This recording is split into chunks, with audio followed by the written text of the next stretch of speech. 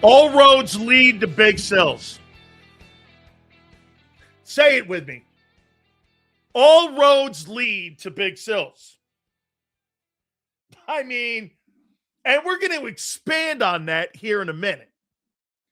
It's funny listening to everyone talk now in this city of brotherly love. It's almost like an echo chamber now in some of the conversations that we've been having really for the last 5 years. John McMullen included. A lot of you guys, man. This has now become part of the conversation and the dialogue that's going on in Philadelphia now. The conversation on benching Jalen Hurts is becoming something right now that, without a question right now, is becoming something that people are looking at. And it's becoming a convo that people are talking about now. Okay? All roads lead to Big Silz. Let's do this here when we talk about Jalen Hurts. And this conversation now that is really starting to kick up when it comes to benching the guy. Now, look, Nick Sirianni was asked a question on WIP this morning. And, of course, Nick Sirianni said that that's ludicrous to even go down that lane. What else is he supposed to say? We thought about it? Of course he's not going to say that. Nick is a liar. He's not going to tell you the truth. By the way, Super Chats go to the top. Please hit the like button. He's not going to tell you the truth. What, are you kidding me? You think that dude's going to tell you the truth in any way, shape, or form when it comes to whether or not they've had a conversation of sitting the quarterback? You'd be a loser to think that. They're not going to go in that conversation. That's not where it's going to go. Nowhere are they going to be anywhere near that when it comes to talking like that. It's just not going to happen. So let's take a look at, though, the roads that get to Hurts. You have an incompetent offensive coordinator. Why? Well, because the quarterback's limited. The injuries in the offensive line, the style of play, I think that has a lot to do with the quarterback as well. You don't really need an intellectual head coach when you have a limited quarterback to be your head coach. That leads back to Hurts. And the offense's inability to be able to move the sticks. That leads back to Hurts too. Every single bit of the problems with your offensive football team leads back to the quarterback. There's no way around it. This goes back to Jalen. The run game, the pass game, all of it. It goes back to Hurts. This all goes back to the quarterback. Okay? Here's something here. Hurts got to stop turning the ball over, and we're good. That means he's got to stop throwing the ball. Hey, get this. Fire Kevin Patullo? For who? Another dude? Are you under the impression that if they hired another offensive coordinator, that's going to change the dynamic? So wait, do you think if Kellen Moore were here, that the offense, Kellen Moore would be fired at the end of this year also? The inability to run the ball, who you are. By the way, we're going to go down that lane. I'll show you who you are right now. It's very easy. If Kevin Patullo were the offensive coordinator right now, he'd be fired too. He would be fired. Okay? I'm old enough to remember when this guy spent years saying that Jalen Hurts would never win a Super Bowl. Ha ha. By the way, that's overrated. You know why it's overrated? Why is this line right here overrated? That Jalen Hurts won a Super Bowl. Why is it overrated? If you're having conversation in Philadelphia right now about replacing your quarterback 10 months out from winning the game, that's a fucking joke. No Super Bowl MVP has a city and half the city rallying trying to bench the quarterback. Nobody has that conversation 10 months after winning the fucking game.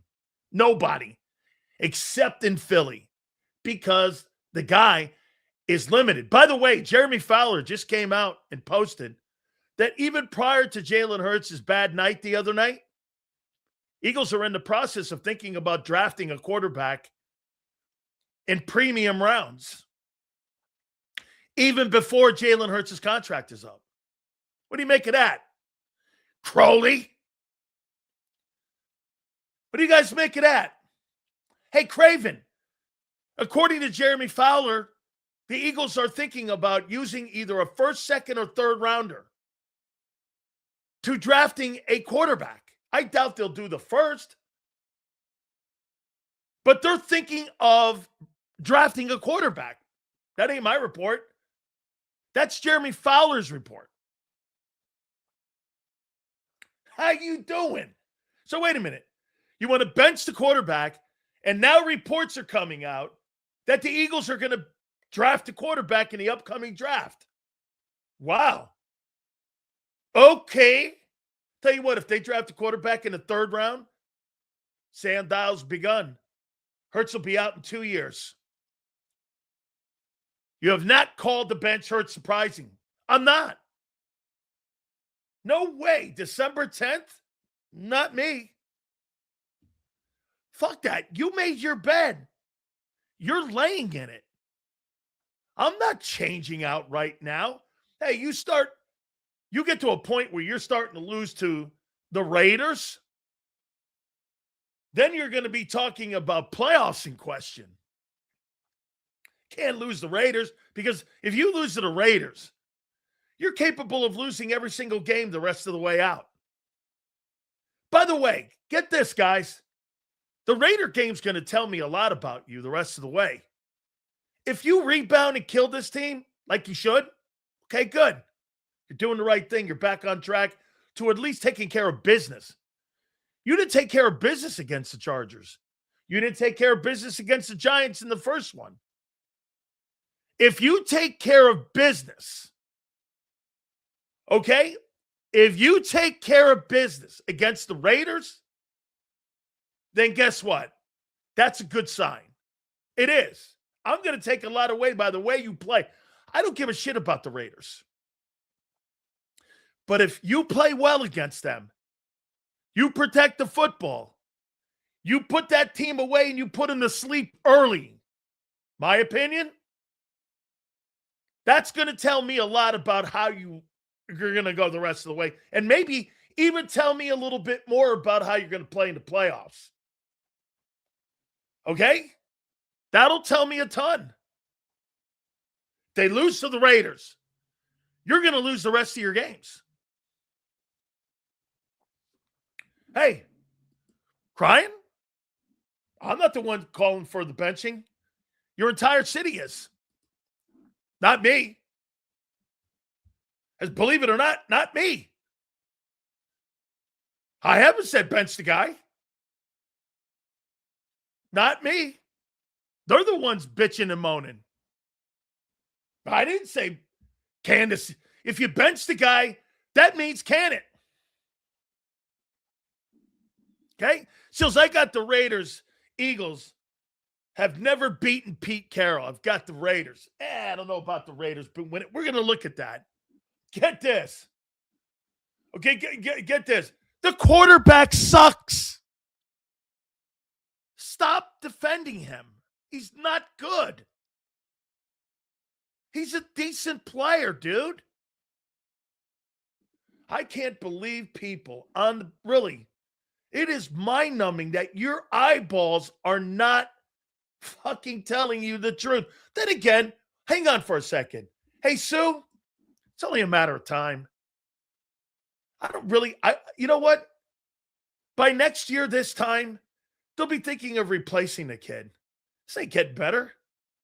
By next year, by the end of next year, they'll replace Jalen Hurts at quarterback going into the 2027 season. Hurts won't be the quarterback in 27. They'll figure a way how we will figure a way to get out of that contract, even with that no trade. He won't be here. 2027, Jalen Hurts will not be the starting quarterback. Here, you want a prediction? Jalen Hurts will not be the starting quarterback in 2027. in Philadelphia. It's over. And if not, I'll eat crow. In 2027, I do not believe that Jalen Hurts will be the starting quarterback of this football team. You're screaming 10 months after he won the Super Bowl to bench him. God forbid what happens by 27. Why does this city and team I love always have a quarterback problem? Ever since McNabb, quarterback 2 is super popular. Oh, hey Trey, that's one of the most fundamental things that's in every single city. The backup quarterback is the most popular player on the team usually. Tanner McKee, it could be anybody. If it wasn't Tanner McKee, they'd be saying Sam Howell. Sam Howell threw for 800 yards against the Eagles in 2 games a couple of years ago. Why not give him a chance? They'd be saying that if it wasn't Tanner McKee back there. They'd be saying Sam Howell. Always the most popular guy. Always. Okay? Always. By the way, hit the like button, guys. I appreciate you guys being here a lot. Thank you. Super chats go to the top like Trey and also with Kyle there. Silz, I totally agree with you. Hurts takes, but there is no way in hell Lori, who signs the checks, will let them bench Hurts. Actually, that's my topic. I want to show you how limited your head football coach is. If that decision ever came down to bench Jalen Hurts, who would make that final call? Nick, Howie, or the owner? And don't give me some collective fucking conversation, because that's not how that's going to work. This week is about momentum for the playoffs. Agreed. Okay? Who would make that call to bench? How about this? Why don't you guys give me a little bit of history here? Xander, put in the chat box, too, if you know this, being around John. Who made the call to bench Carson Wentz? Was that Doug, Howie, or was that Jeffrey Lurie? Who made that call to bench Carson Wentz?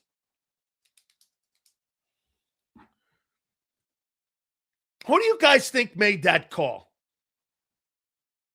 to bench Wentz?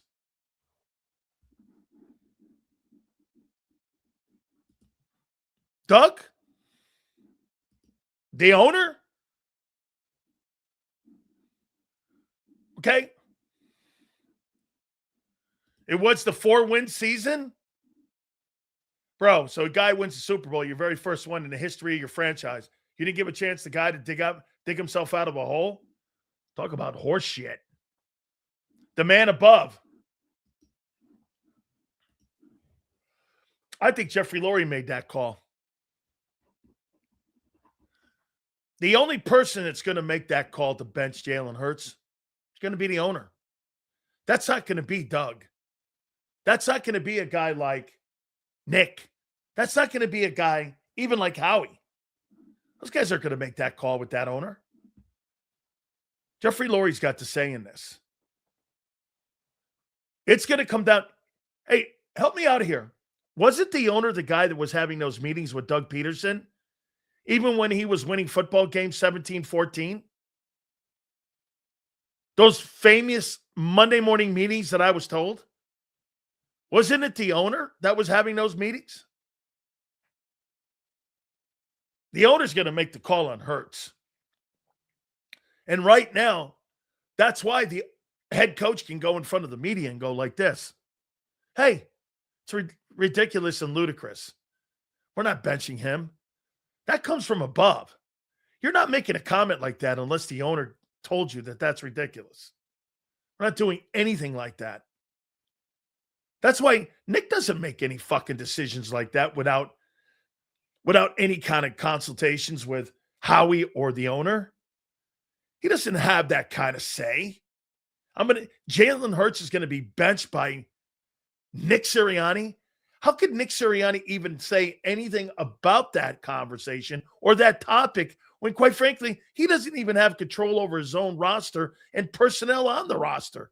Howie told you all the time. Nick tells you in every press conference that Howie Roseman picks all the talent for the team.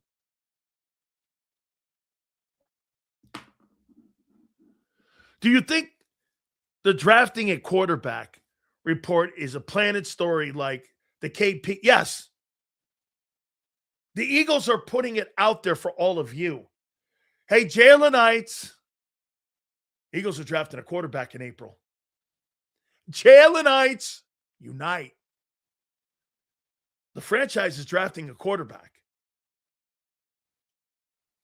They're drafting a quarterback. Oh, yes.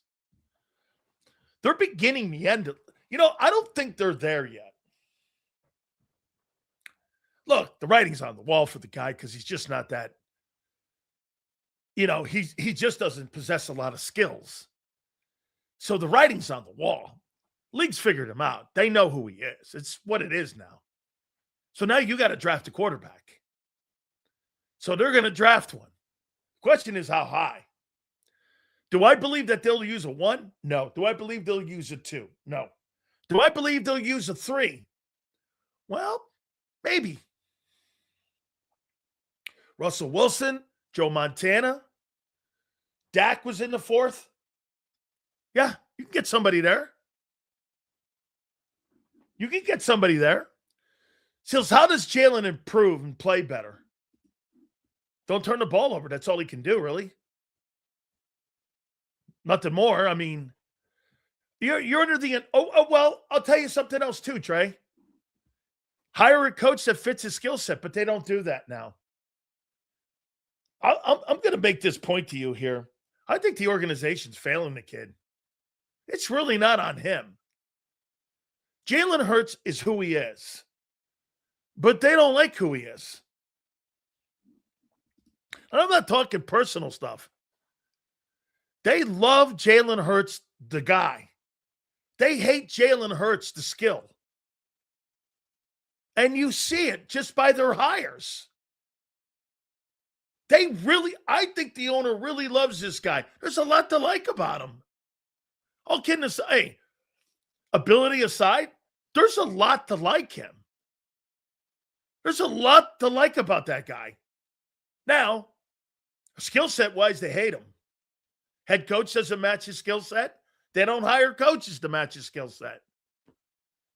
I mean, all roads lead to wobbling offenses. Silz, I will be laughing my ass off if they draft a kid out of South Carolina in the 2nd round. Sellers? I don't know. I think Sellers is going to stick to college for another year. I think he's going to. That kid looks like Cam Newton. I mean, he had a pretty bad year this bad year. A lot had to do with injuries, but that guy can fucking play, man. I'm not impressed with any quarterbacks in the draft coming into the draft this year. The kid from Penn State's not good. The kid from Clemson turned out to be a 3rd. Nussmeier's kind of okay. Mendoza's all right. I don't know. He's a generational game changer and a franchise changer. But really, I mean, the kid at Ohio State saying, I don't think shit of him. It's an underwhelming class. They always draft players they think they can change. Silz. Well, hey, again, like I said, Jeffrey Lurie's going to be the one to make the call here on benching this guy. But at the end of the day, too, by the way, please hit the like button here. I would say this again. The organization has failed Hurts big time. They hate Jalen Hurts, the player. They do. They hate Hurts, the player. They love the guy. They think he's perfect for, the face of the franchise, but when it comes to skill set, he's limited. They hired nobody to fit the kid's skill. They're failing Jalen Hurts. The Philadelphia Eagles are failing Jalen Hurts. You know why? They don't hire coaches that fit him. They had one guy in here. Hey, you know what's crazy? Shane Steichen was brought in with Nick to fix Wentz. They got lucky on Shane and Jalen. Shane Steichen wasn't hired for Jalen Hurts. Shane Steichen was hired for Carson Wentz. They fell into Jalen. He fell into it. They never in a million years ever thought Jalen Hurts would be the starting quarterback here. They never did. They didn't draft him. How many people in here believe that they drafted Jalen Hurts to be the starting quarterback of this franchise? They never drafted him.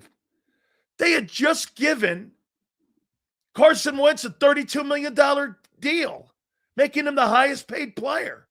The following year, they drafted Hurts. I mean, saying going to dog walk the Hurricanes, I know that. Well, that would be the second round. They still got to get through A&M yet.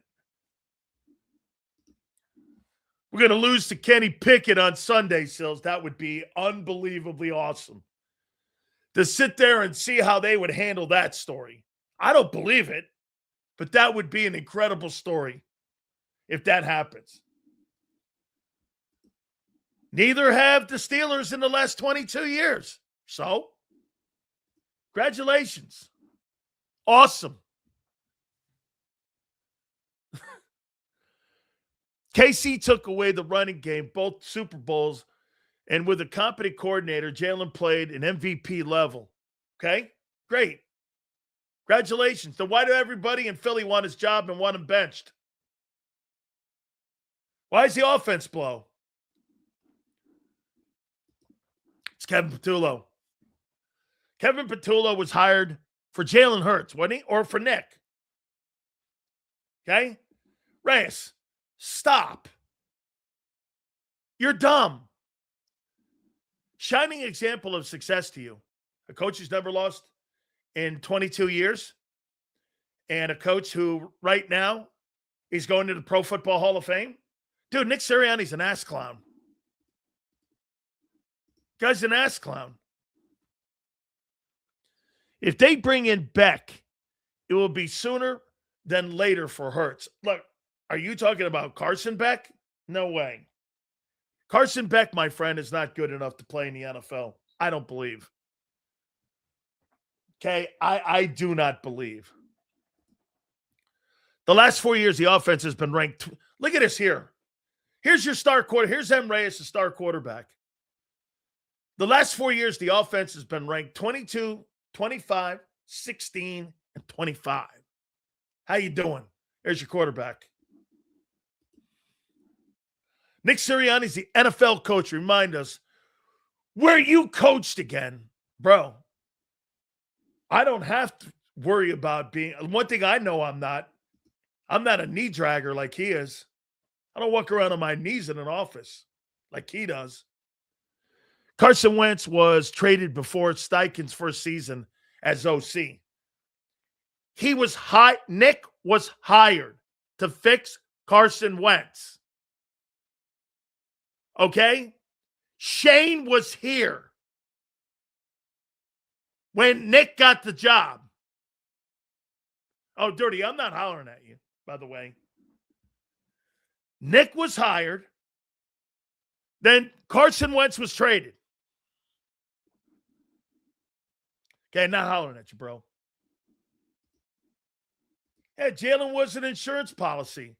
He was a seatbelt. He was never hired to be the fucking leader of the football team. This guy was hired to be like a safety belt.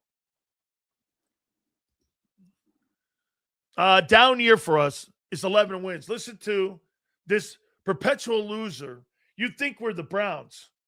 No, what I'm doing here is, douchebag, don't you have a standard? Congratulations to you. Your standard's 11 wins, okay? And going to Super Bowls and winning. So what?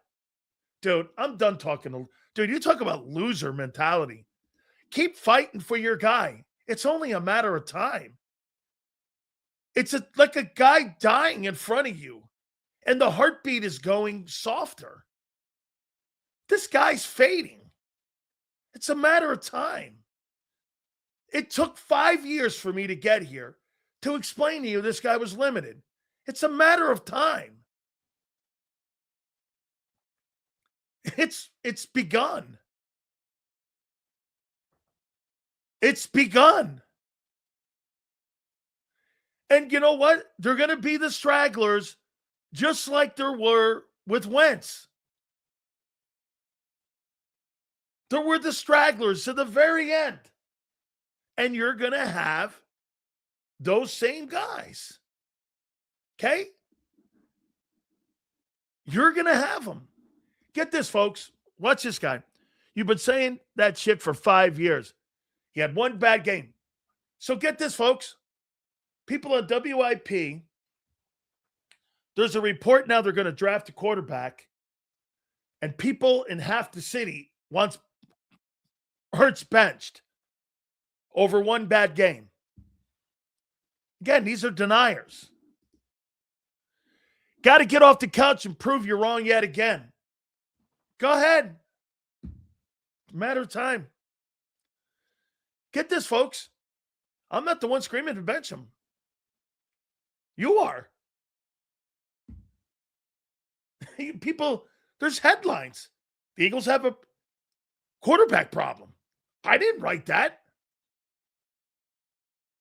I didn't write that column. Jeff McClain's got a column. The Eagles have a quarterback problem. Wow. Okay.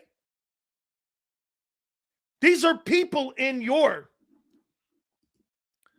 bench Mahomes. Get this. Don't compare fucking Jalen Hurts to Patrick Mahomes. Are you fucking crazy? Patrick Mahomes carries that franchise on his back with fucking nobody in that huddle. Zero. He's a generational player. Hurts is a stiff compared to Mahomes. He's a stiff. Are you crazy? Get this, folks. How about this? This right here is a prime example of how you see Jalen Hurts as the same skill set guy as Patrick Mahomes. That's what you see. Here, let me show you the quarterbacks that have more skill. And you're going to completely disagree with this. It's fine. But I'll tell you what a coordinator and what a coordinator like Nick would want to coach when it comes to quarterbacks. With Nick Sirianni and his style of coaching, he'd rather have Dak any day. Drake May, Mahomes, Stafford, Golf, Darnold, Allen, Love, Herbert, Lawrence, Mayfield. Those guys all have more skill than Hurts ever will. By the way, I'm not the fucking one with headlines in your own city going bench him. Matter of fact, I'm one of the people that says don't bench him. Get mad at me. The only problem you have here with me is I've been telling you this for 5 years. Kid's limited. He's one read. I read you his pre-scouting report. You fuckers don't want to even hear that. Look at this. I did this yesterday. Jalen Hurts pre-draft NFL draft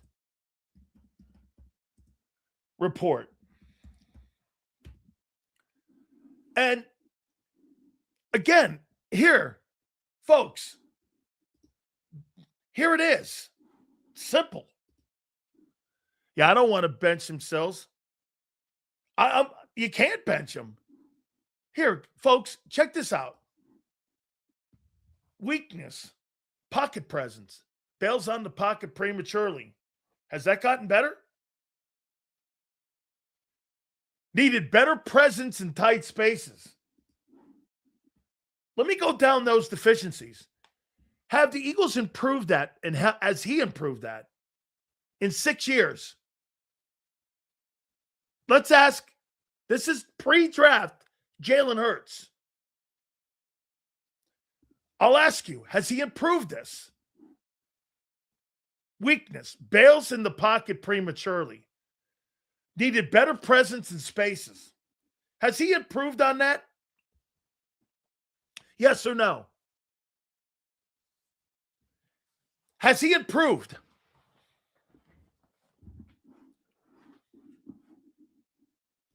It's gotten worse.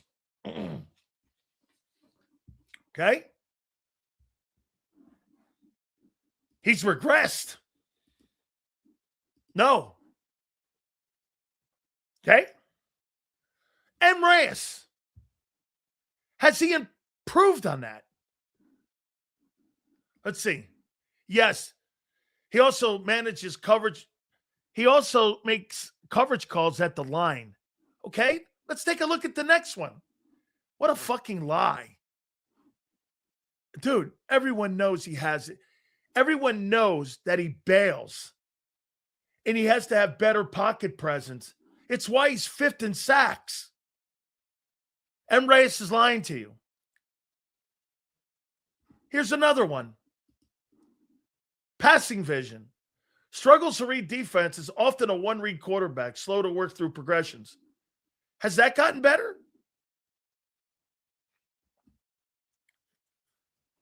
Has that gotten better?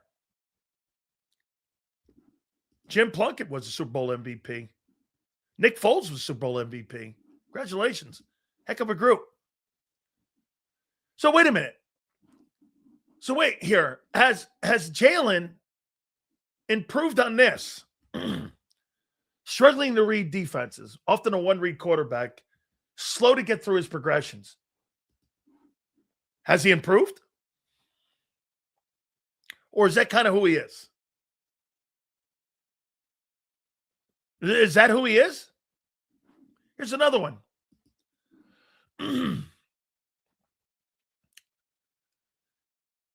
Came from a system, Lincoln Riley, that often simplified reads to create quick throws.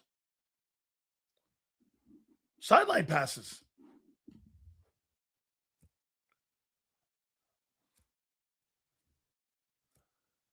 They create an offense.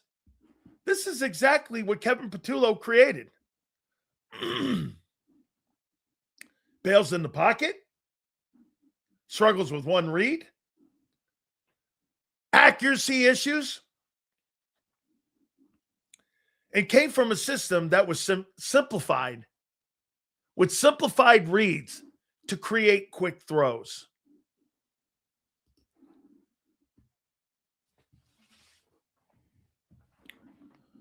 Bro, that doesn't tell you how good the player is. That tells you how good your team is. That has nothing to do with the quarterback, except him not turning the ball over. You didn't win that Super Bowl and get to that Super Bowl because of Jalen Hurts and his 2,900 yards a year ago.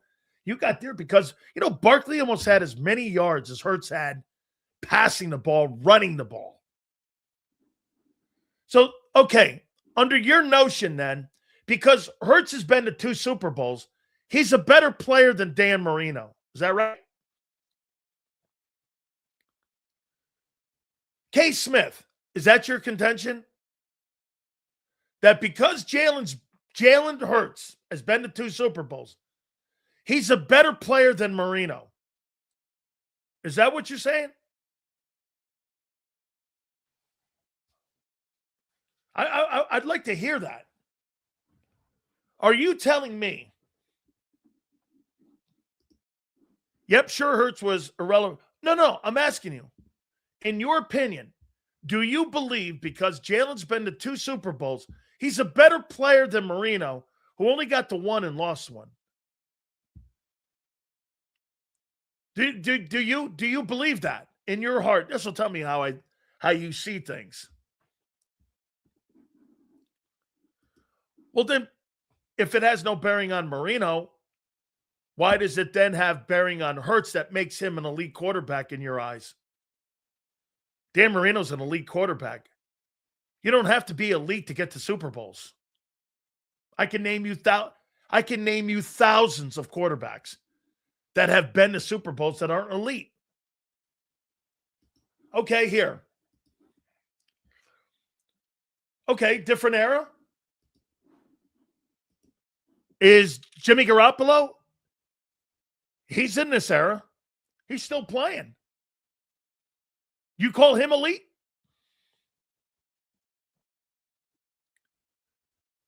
Is Jimmy Garoppolo elite? You think Jimmy Garoppolo is elite then? You think Nick Foles is elite? Nick Foles is not elite. Those guys aren't elite quarterbacks. Those are really good players. No. I think Purdy's a good player. No. No, I don't. No. Name one quarterback on your list that has been to two. All right. Jim Plunkett. Super Bowl MVP. Been to two, won two.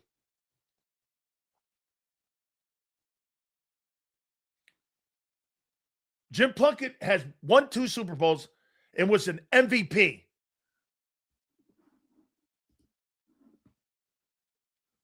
The Eagles continue to fail their quarterbacks on a way, one way or another. Wentz and McNabb, no talent around them, and now Hurts having him in a strong, in the wrong system. This fails and falls all on the owner. You are exactly correct. Okay? You don't have really great coaches around him. Offensively, not at all. Yeah. These are really good players. These guys all went and won Super Bowl MVP. They won Super Bowl MVPs, these guys. The Super Bowl MVPs. They're really good players. They're not elite.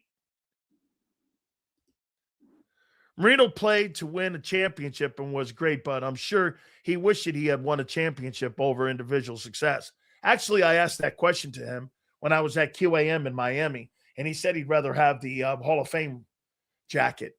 Remember, 5,700 people have won Super Bowl rings in the 60 years of the game. There's only 350 players in the Hall of Fame. You pick one. One person can't win a Super Bowl. One person can become a Hall of Famer. That's all you have control over. You don't have control on wins. It's a team sport. There's 22 players that have to go on a field and play. All you control is your sandbox. Joe Flacco's not elite. Hurts isn't trash, though. That's not what I'm saying here. That's not what I'm saying. Silz, that Auburn team in 83, the best athlete on the team was Bo Jackson, but most accomplished player was Kevin Green. Correct. Kevin Green. By the way, Kevin Green was a walk-on to that Auburn team. Hurts will never see the inside of a Hall of Fame. Dan, which is better, being called elite or a winner? Great question. I'm paid on being elite. I'm not paid on being a winner. Who wants to be called a winner? Everyone. But you're not paid on being a winner. Ask Joe Thomas. Ask Myles Garrett. Let me ask you something, Dan. Myles Garrett's making $41 million a year, and he's on his way to Canton. And he's on the shitty Browns. And he just signed the richest contract until Micah Parsons. What do you value more? Being called a winner or being an elite player where you get paid high-end money and you're going to the Pro Football Hall of Fame?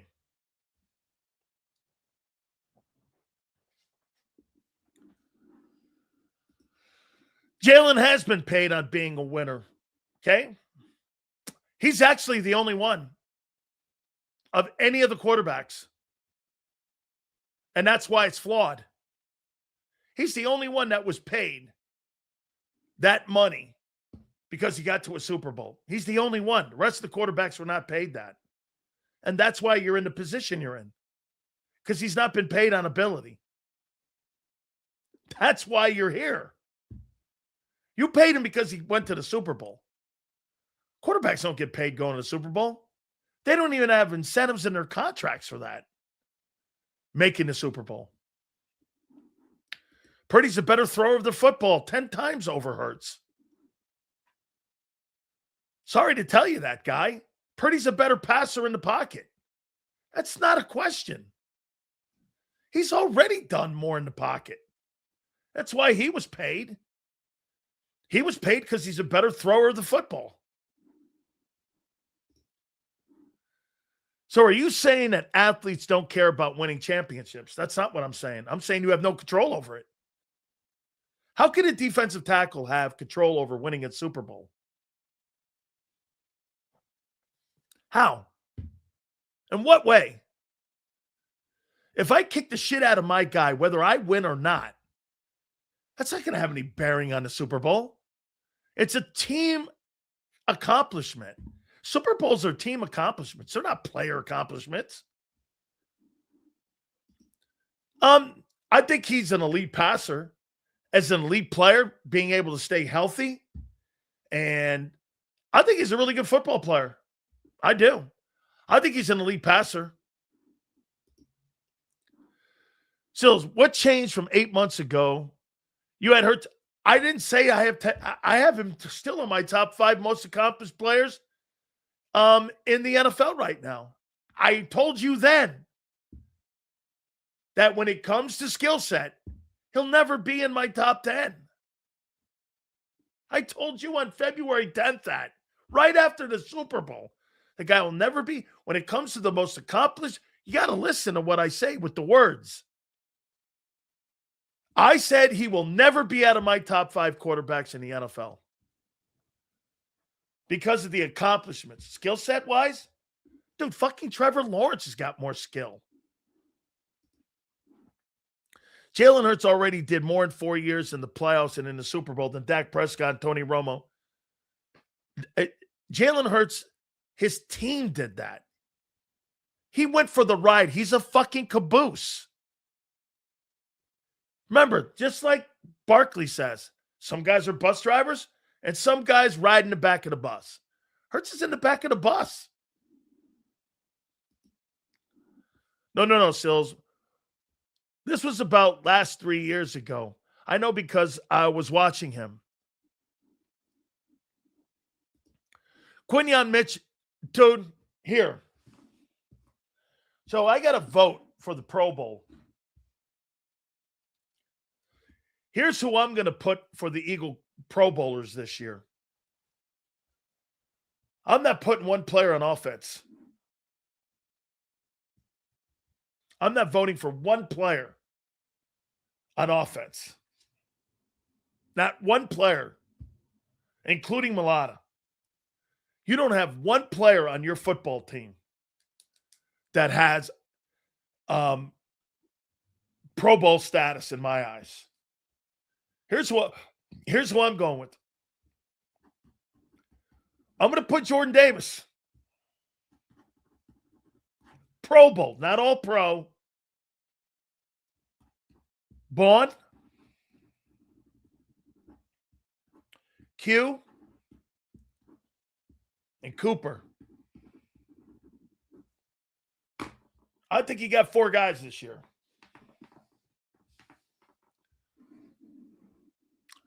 Congratulations, Jordan Davis. Jordan Davis, I think he's played pretty good football. He's not my first team guy, but I think he deserves to be in the Pro Bowl, like as an alternate. Wasn't here long enough. Wasn't here. Silz, I told you some guys will never get it. They're just not going to get it. But guess what? Coyote, you know what they're going to do? These are going to be people, okay? These are going to be people that are going to hang on to the very end. I'm not letting Carter go. I got to figure something out there. Dean's not a Pro Bowler.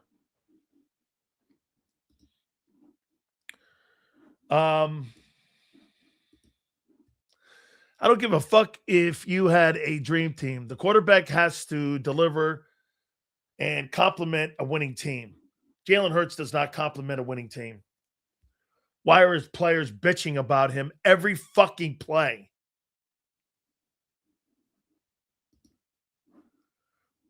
Silz, do you believe now moving forward, Hurts has mental problems with the passing game? He doesn't have mental problems with the passing game. Mr. Hill, he doesn't have problems with the passing game. He's got limitations on his passing game. Okay? I was wrong about JD. So let me get this right. Wrong about JD. Not really. It only took him 3 years to get off his fat ass to get himself in shape. And he did. And he was read the riot act finally. Because if I was wrong, he'd have a 3-year contract extension instead of the 5th-year option picked up. That's not wrong, dude. Go by your own team's actions. If I was so wrong, Jordan Davis would have a 3-year contract extension instead of the 5th year picked up. Okay? He won't be on the team. Jalen Hurts does not complement a winning team. Jalen Hurts does not get... Okay, I'll tell you what I'll do. Jalen Hurts does not make players around him better. Look at your offense. The closest person to average the same amount of yards per game is Cam Newton. Everybody else is significantly higher than Jalen. Cam Newton was a different type of player, too. Cam Newton was spectacular. He was a spectacular football player. Enormous, too. I like what JD is doing. I do, too. We're going to take a look at the Philadelphia Eagles here in a minute. By the way, guys, please hit the like button. I appreciate you guys being in here. Thank you. And listen, I like what he's doing. Yeah, I think so. Clint Hurt likes him. Hurts' limitations is keeping him from being elite. Even his dad benched him because he doesn't process through his reads. He doesn't. He never will. You know, I remember a couple years ago, you guys used to ask me what the ceiling was on Hurts. I was like, what ceiling? Okay? How he knows what he's doing. He's waiting to pull Hurts within the next few games, like Wentz. They know the ship is going down. They're preparing for it. I'm going to know a lot about your football team in this game this weekend against the Raiders. I know you guys are saying that this is going to be a slam dunk. I happen to agree. There should be no excuses. Absolutely no excuses. I want to see how you respond to all the criticism. Quarterback being benched, offensive coordinator not being good, the head coach with no answers. I mean, you know, one thing I get, and I'm going to have to start being a little bit more in this, Xander, in the postgame. John McMullen thinks that Nick Sirianni's a fucking great coach. Boy, I don't. I mean, I do not. I hear him all the time saying this guy's got a record versus, and I'm like, bro, that's not true, man. I don't see, when I see Nick, I don't see great coach. I see a yes man. Silz, looks like your prediction from last year happens this. You said 9-8. I think I said this year, I think I said 11 wins. I think I said 11-6 was my prediction. I think this year, 11-6.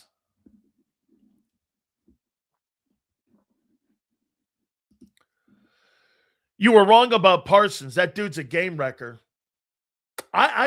You can have him. You can have Micah Parsons. I think Parsons plays the run when he feels like it. I'll take Myles Garrett any day. Any day. And by the way, I'll take one more guy.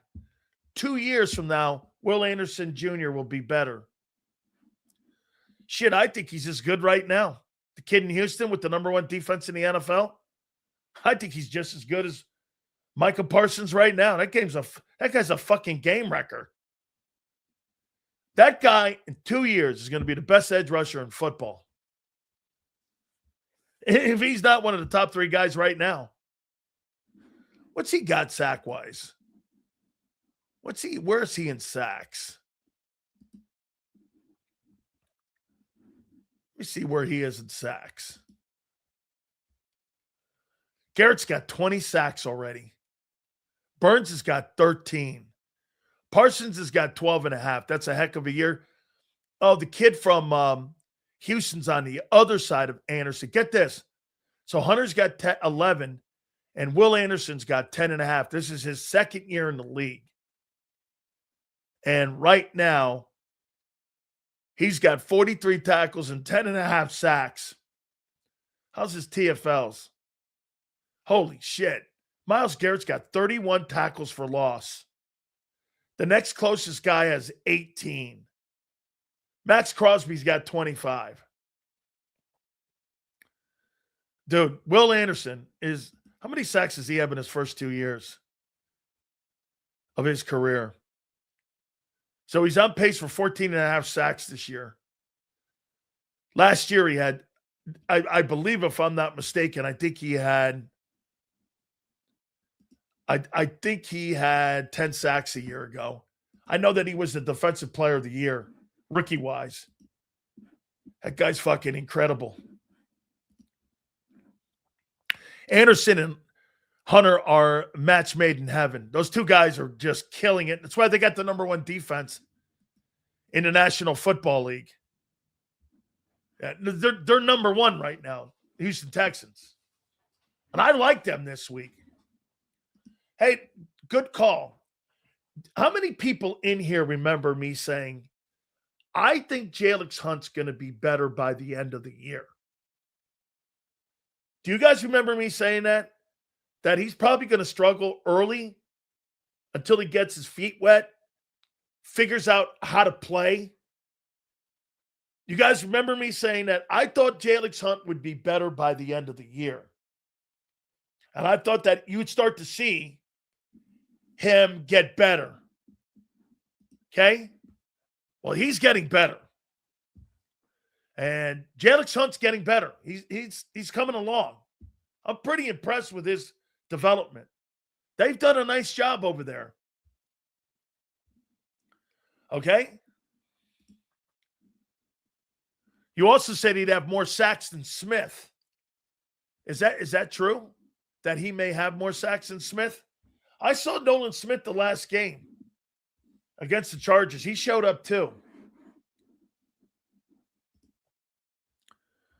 Last year, Hunt and line playoffs and Nolan. Nolan showed up last week. Okay? Jalen Hunt looks like, yeah. I didn't like the pick at first. 3rd rounder out of like a nowhere college. But he's really done well. He really has. As a matter of fact, he's a better prospect right now, in my opinion, than Nolan Smith. You can't pay Smith, though. I'm not paying Smith. I think Smith's a good player. But it was a bad draft pick in the first round. He's not a first-round pick. He's got first-round talent. He just can't stay healthy. So, you think the Eagles extend Phillips? I do think that. I think there's a great relationship between Jalen Hunt or between Drew Rosenhaus and between Howie Roseman. I do think there's a great relationship there. Nolan appeared because that Charger O-line's the worst I've seen. Could be. Silz, all teams in the playoff race got all good defenses. This might be a defensive Super Bowl. Could be. Yes. Absolutely. As a matter of fact, I want to show you something. Somebody pointed this out to me. I think you'll like this. So let's take a look at this here. I want to show you top defenses. This is really a good metric here. Here's the top defenses in the NFL right now. Take a look at this. Okay. Texans are number 1. By the way, they're blowing away what the Eagles did a year ago. I think you guys were 271 total yards. They're 260. Incredible. The Browns are number 2. Let's take a look at the top 10 teams. Broncos are number 3. They got 11 straight or 10 straight wins. They're 11-2. The Chargers are 4th in defense. The Packers are 5th. The Seahawks are 6th. The Patriots are 7th. The Bills are 8th. The Jags are 9th. And the Rams are 10th. All those teams have great defenses this year. Silz is a Hurts hater. I don't give a shit about your guy. As a human or whatever. That doesn't play a factor into me. I don't give a shit who he is. I'm telling you that he's a limited quarterback. You don't like it? You call that hating? How's that hating when you just have to open your eyes? What the hell's wrong with you, guy? Open your eyes. Close your mind, which it is already. Who gives a shit whether you like the guy or not? Do you think, you get this, unless you're in an organization for an extended period of time, you think Howie Roseman gives a shit whether he likes a guy or not? Like I said, you've been in the room. I don't give a shit about the guy. How could I? I don't know him. These people that care about people as, like, do you know the guy? I don't know him from a can of paint. I don't sit around going, I really like the guy. You don't know the guy. How the fuck can you sit there and say you know him as a human? Those are first-hand relationships you have with somebody. I don't sit around glazing people I've never met or talking shit on people just to talk shit on people that I've never met. That has no bearing on it. The people that fall in love with these players like that are fucking stupid. You've never met these guys.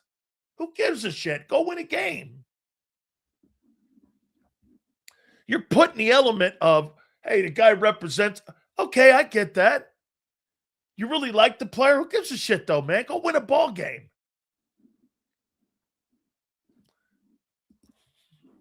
Exactly. You don't give a shit, Silz. You would love it if your Rams would beat my Birds than talk shit. I think the Rams are better than you. I thought they even outplayed you when they played you earlier. I would love it. What do you think? I got a rooting interest for the Rams now? I don't have a rooting interest for. I don't root for anybody. I don't have a favorite team. I don't have a favorite team. I mean, I keep an eye on the Bucks because I played with them.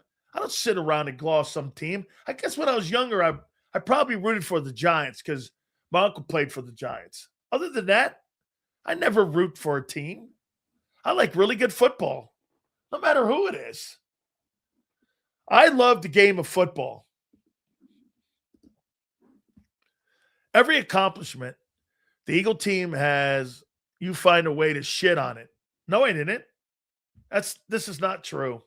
I'm not going to read the rest of it. He loves Josh Allen, though. I do. That's not a team the last I checked. Silz roots for chaos. Maybe a little. That could be true. Okay. Silz doesn't know the difference between good and great. How can the 10th ranked defense be considered great in comparison? Easily. I'll show you. I'll show you how this guy makes no sense. So get this here. So the 10th ranked team defensively are the Bills. And they're at 307 yards per game they give up. The Patriots are 6th, and they give up 297 yards per game. Are you really trying to tell me you think the difference between being great and being a top 10 team defensively is 9 yards? Don't you think they're all kind of in the same group? I mean, the Rams are 10th. Patriots are 7th. Separated by 9 yards per game. That's one big play. You don't think that's relevant to each other? That's one weekend in the NFL.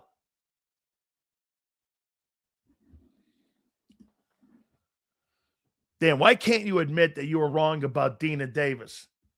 I'm not wrong about him. The Eagles proved it. And Dean won't be on the team. Let's see if Dean makes the year. He didn't start the year on the team. And Davis, I said that. Let's see if they name him that. I think he's been pretty good this year. First year, I thought he was pretty good for probably week 13 on. By the way, do I think he's a $25 million a year guy? Fuck no. They take him off the field on 3rd down. He's a 2-down guy. And you want to pay him $25 million? Every single 3rd down, they take him off. You're going to pay a guy $25 million who they take off the field on 3rd down. Is that right? Okay, good luck to you. He's not a 3-down player.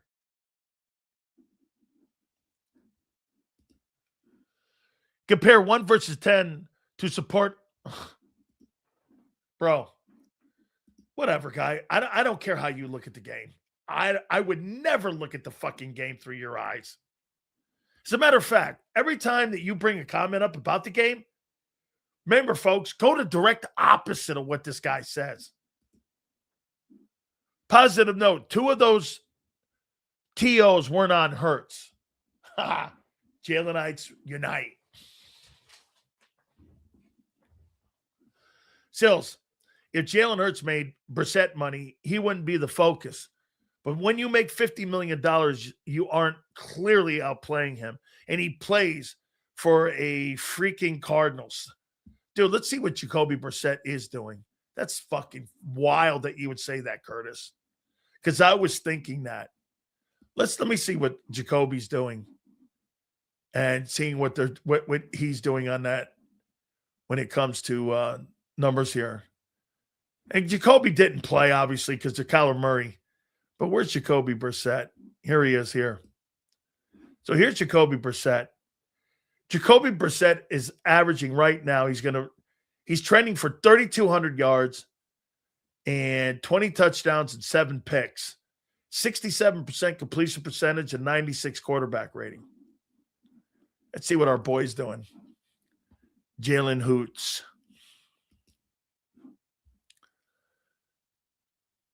Jalen's trending for 3,500 yards and 25 touchdowns. Jacoby Brissett, how many games did Jacoby start? Hurts started every game. How many games has Jacoby Brissett started? How many games has he started this year?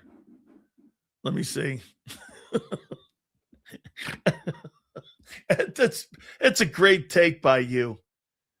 Jacoby Brissett has been in 10 games, 3 fewer games, and he's got almost the same numbers as Jalen Hurts. That's probably facts. How you doing? Elite. Hey, Jacoby Brissett has the same numbers as Hurts. Oh, my God. That's a good pull by you there, Curtis. And he plays on the freaking Cardinals. Jalen got to the Super Bowl without Barkley. And he sure did. So did Garoppolo, and so did Colin Kaepernick. Jacoby Hurts. This is fucking too good. Jalen Brissett. Holy shit. Jalen Brissett. Oh my God. Jacoby Brissett has the same numbers as Hurts. You gotta be kidding me. Holy cow. Is it true? Yeah, look at this. Man. That's a tough way to go there, man. Jacoby Hurts. Let's take a look at the Eagles. Here's where you are heading into this Raider game. We'll look at the Raiders here in a minute, too. First time Super Bowl Jalen is not now this Jalen. No dual threat. Yeah, you're right. Okay. Let's see here. Feels good to be a champion. Does? Is that why everyone wants to bench your quarterback?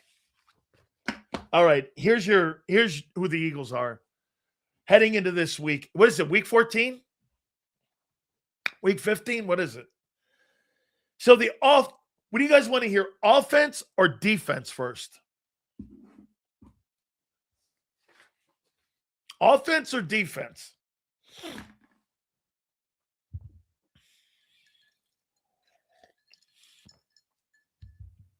This is classic. Offense or defense first? Then we'll look at the Raiders. My show, my choice.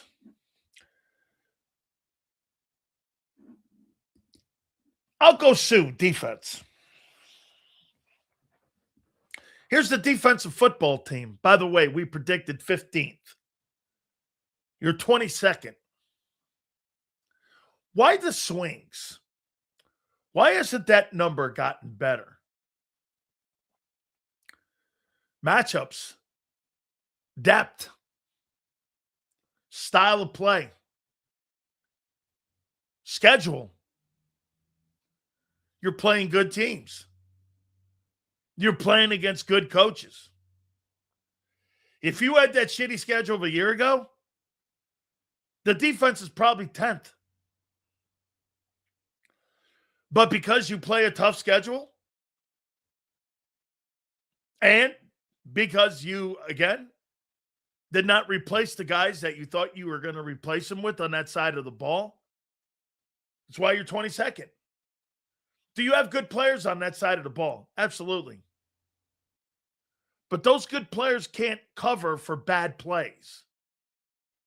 You're going to have a good game most of the time. But in your respected places, you're not going to be able to cover for the bad mistakes that will be made in a game. Like, what was the biggest mistake what do you think the biggest mistake the defense made in that game against the Chargers? So who is better? Trio of coaches. Jimmy Johnson, Aikman, Smith, Irvin, or thanks for the super. Thank you, Wills. Thank you. What do you think was the biggest problem that the Eagle defense had against the Chargers? What was the biggest thing that was their undoing in that game? So Eagles defense ranked 9th in points. Yes. That is one of the reasons, too. And also red zone. They're very good. D not covering the running back. There you go. They were not able to stop the 10 carries for 66 yards of rushing. And the 6.1 carries, or the 6.1 yards per carry, or 6.6 yards per carry that Herbert had. Those 10 plays were the game. And the turnovers. The turnovers and those 10 plays wasn't as. There were a couple throws he made. Like, there were at least 3 throws. There were a handful of throws he made in that game, Herbert. He won that game with his wheels. And they didn't account for Herbert being able to get out in the pocket and get up the perimeter because they didn't think a guy with a broken hand was going to do that. That played into the Chargers' mentality and Jim Harbaugh's mentality. Hey, we're going to have to fucking tough this up here, Justin. They're not going to think you're going to. I think they outcoached Vic Fangio in this game for them to win that. The offensive line was terrible. They didn't have both their tackles. What was the one thing they didn't account for? That the quarterback would take off with a broken hand. Vic thought that they would protect the quarterback and not have as many runs. Guy was the leading rusher. And they kind of outsmarted the Philly defense. That was the only thing they did in the game well. Like I said, there were probably 4 throws that Herbert made in the game. The rest of them were those 10 carries. That was your ball game, along with the Hurts turnovers. That won the game for them. They didn't account for it. That was the only thing in that ball game the Eagle defense didn't do well. And you know what? They weren't prepared for that. They thought in their head, who wouldn't think that? I would too. It's pretty smart by Harbaugh. But Harbaugh said to Justin Herbert, we're going to have to win this game fucking running it, dog. And that means you. Because they're not going to be looking at you to run. Those 10 runs, 6-6 a carry, they extended every drive when he needed it. I mean, I didn't think he was going to take off like that. I did. I thought he was going to throw for a ton of yards in that game. When it became evident, they knew because of the pressure and the lack of offensive line, everybody thought Herbert was going to throw. Vic thought it too because he didn't account for Herbert running. Get this. You see that guy said that? So did Vic. Vic didn't have any spy for him.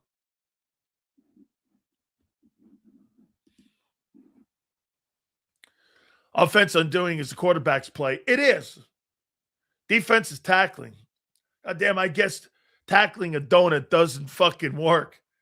What a revelation. Corporate beat Paul. Thanks, bro. Appreciate it. Hey, man. Yeah, I thought he was going to throw for a ton of yards, and so did Vic Fangio. He ran for a ton of yards. Dude, yeah. Harbaugh knew that, Kim. He knew that everyone was thinking Herbert. I did too. I thought they were going to pick on Adoree Jackson. I thought they were going to pick on Keely Ringo. When it became apparent they weren't going to move the ball through the air, those guys unveiled the run game through the quarterback, and no one accounted for him. You couldn't get him on the ground either. How many times did Kobe Dean break through the line on a blitz and couldn't bring him down? Drop balls too, yeah. Drop balls, quarterback turnovers, Herbert running, and about 4 throws in the game won the game for the Chargers. That's how close that game was. Silz, do you think they go back to the board? Yes. Hey, if they go back to the boring style of play like they had prior to the Charger game, I think you go on and you have yourself a pretty good run in the playoffs. If you continue to do what Nick wants to do, you'll be one and done. Dude, I've never seen Vic Fangio blitz that much. So let me finish this. The Eagle defense is 22nd in the league. You're 15th against the pass. This week, I don't think you're really going to have to sit here and really worry too much about what they're going to throw at you with the Raiders here. Here's one thing that's really troubling, though. You're 26th against the run. Teams run the ball on the Eagles. You're 9th in scoring like it was brought up. That's great. That's a number keeping you in the game. You're great in red zone. That's Vic's ability to really play and call games and play football down there in that red zone. Remember, you always have a 12th defender You're giving Vic Fangio a 12th defender in the red zone at the back of the end zone, in the sidelines? Yeah, that's going to be a tough putt for you. I don't care who the quarterback is. But here's the troubling one. You're still 24th in third down. You can't get off the field. Now, again, I thought you were great in that Charger game. The game prior, you were terrible. Too many swings. Let's see what you got. A couple games here where you should get right. Raiders are not going to. Bowers is going to be a test. He can play. Blocking crowd. They got some players on that team. We're going to get to the Raiders here in a minute, but yeah, your defense is ranked 22nd, and you're on third downs. You can't get off the field. You're 24th. It's not good. It's wobbling too much. You're too inconsistent on defense right now for me to sit there and say that you're a good unit. Your identity on defense, you don't have one. If I had to pick one, it would be speed. But you're not very deep, and you wobble so much week to week. 1 week you're here. 1 week you're laying an egg against the Giants. Another week you're playing like you did against the Chargers. 1 week you're getting rolled over by the Bears.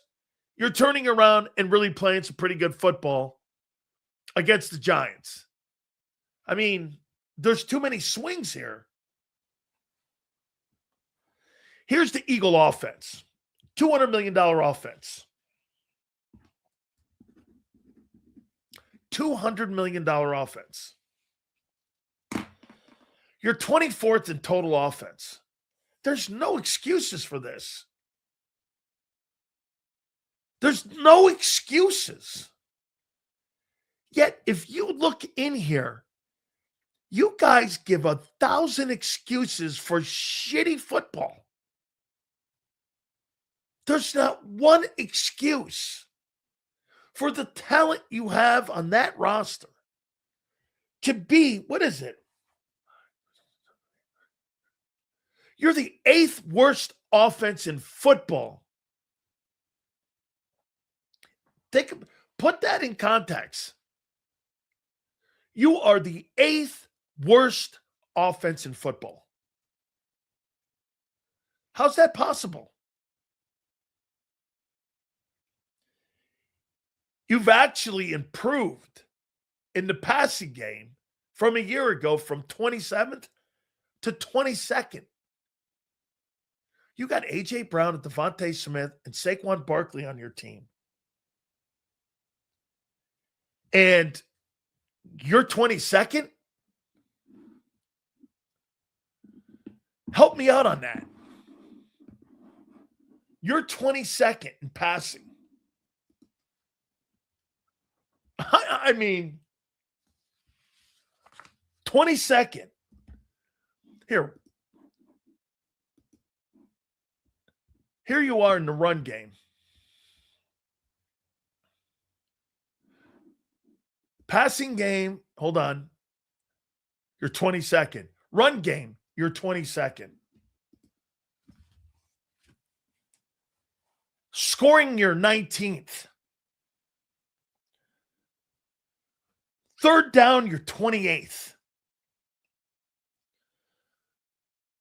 You're the 4th worst team in third down. 4th worst team in third down. 3 and out, 3 and out, 3 and out, 3 and out, 3 and out, 3 and out, 3 and out, 3 and out.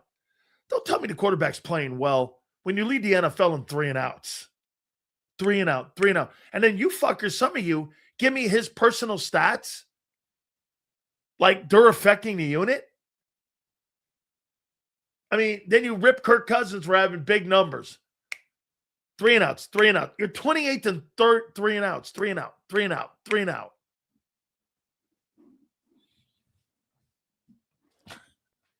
You're 24th in third down on defense, and you're 28th in third down on offense. Can't stay on the field, can't get off the field.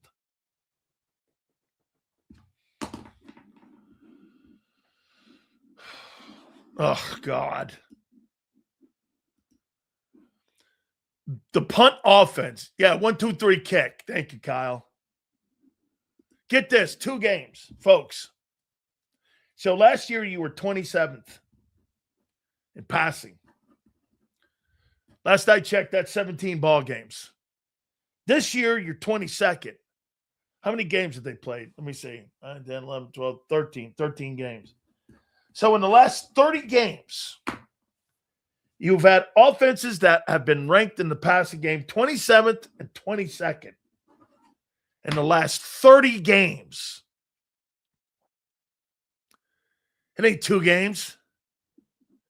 It's 30 games. 30. 30. Herbert uses his legs often, like when he iced the overseas game. You know what? That's an underrated part of his game. I didn't think I'll tell you one thing, man. I gained a lot of toughness with that guy. Even the worst teams are looking good against this BS scheme, bro.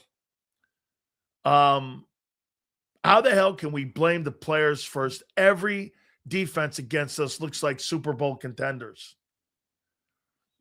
I mean, it's a good take. I mean, the Chargers had no right winning that game the other night.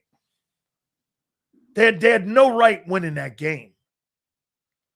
Silz, I have never been in an NFL locker room. Do you think Vic has conversations with Sirianni telling him he's tired of the D being no,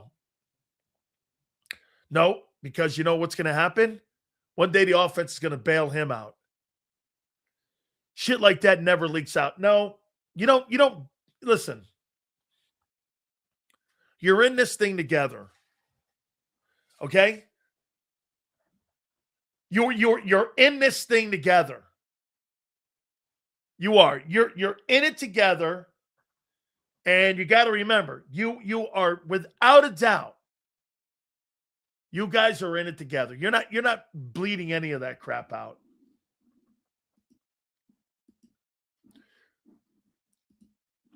Fangio's a true pro. He really is.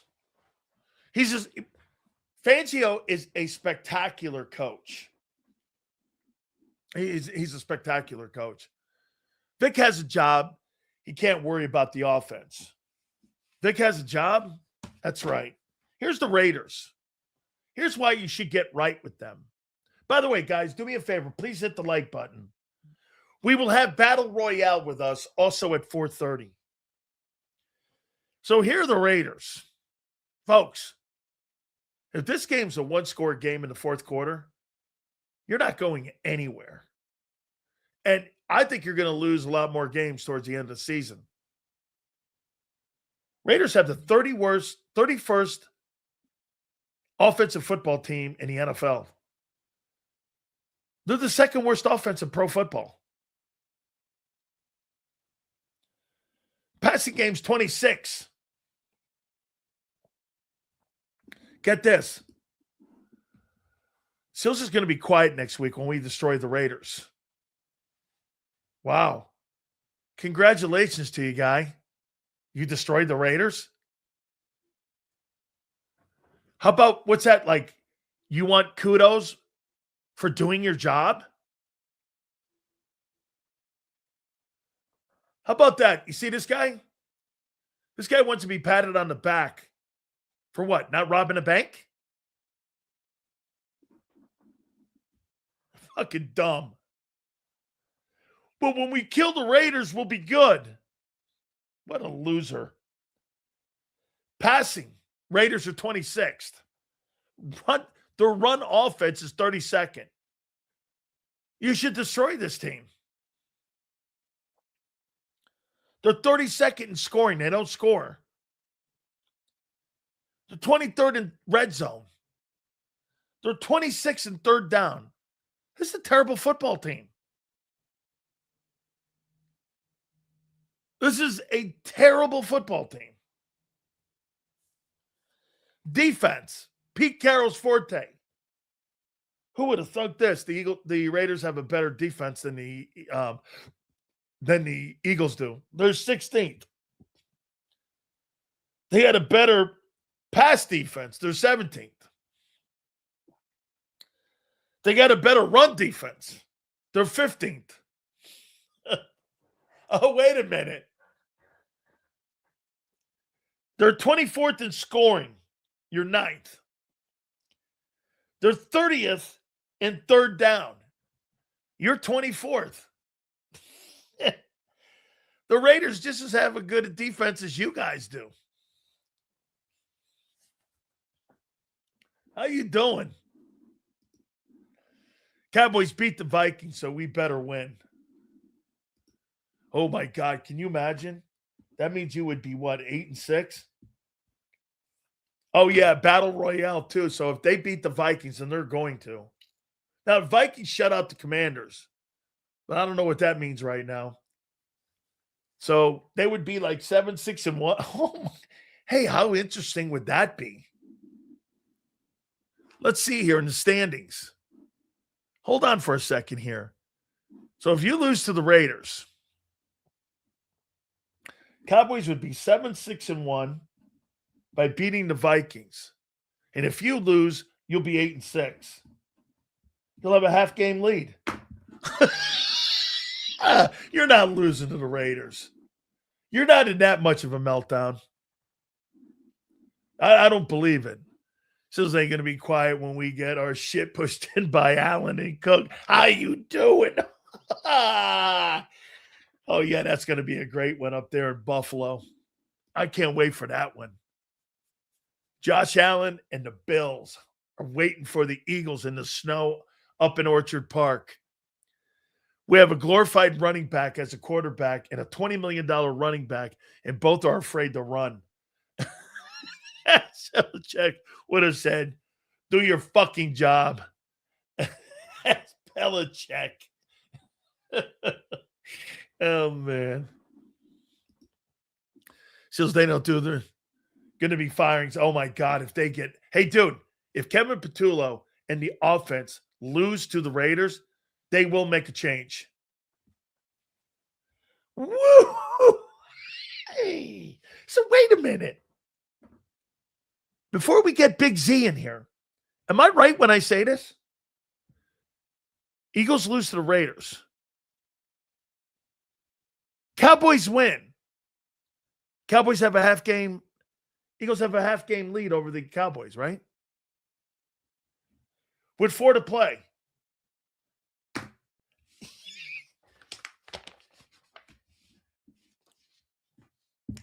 The benching of Hurts is now a topic. Football gods, I know when you put your hand on my shoulder and you blessed me with being a guy that was a creator, I want to thank you for putting that hand on my shoulder just a little, just long enough for me to have that wonderful insight when you can spot a stiff quarterback.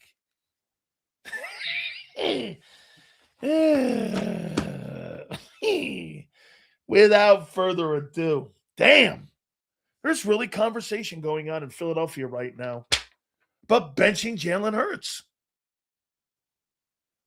And I will have to say JAKIB Sports, I'm very proud to say, has been right there in front of that. And we're ahead of the story, as always, without further ado. The man, the myth, the legend, and the master of this. I know you don't want to go there, John. My friend, Big Z, Xander Krause. What's up, Big Silz? How are you doing, brother? Woo, baby. Are you shocked with the noise in Philly? No, not at all. What are you talking about? Shocked at what? Bench the QB? No. Not shocked at all. He's not playing that good. He's not playing that good. You look back, the last 3 quarterbacks we've had, all in the Howie Roseman era, none of them last longer than 5 years. This is 5 years, 6 years for Jalen. You know, if he doesn't if he doesn't play better, they'll have a contingency. You know, the one thing I don't understand is why everybody, fans, teams, players, talk show hosts, reporters, why does everybody treat the quarterback so different than other positions? I heard Jason Avant talking about this, and he's like, This happens at every position. If you're a wide receiver and you have a half down year, they're going to draft a wide receiver just in Yes. case. Yes. I mean, just because he's a quarterback doesn't mean he's not playing good right now. Fans don't get that though, dude. Yeah, well, they should because Jason's talking as a player too. Yeah, but remember, we just did this before the show. Mike Vick was here 4 years.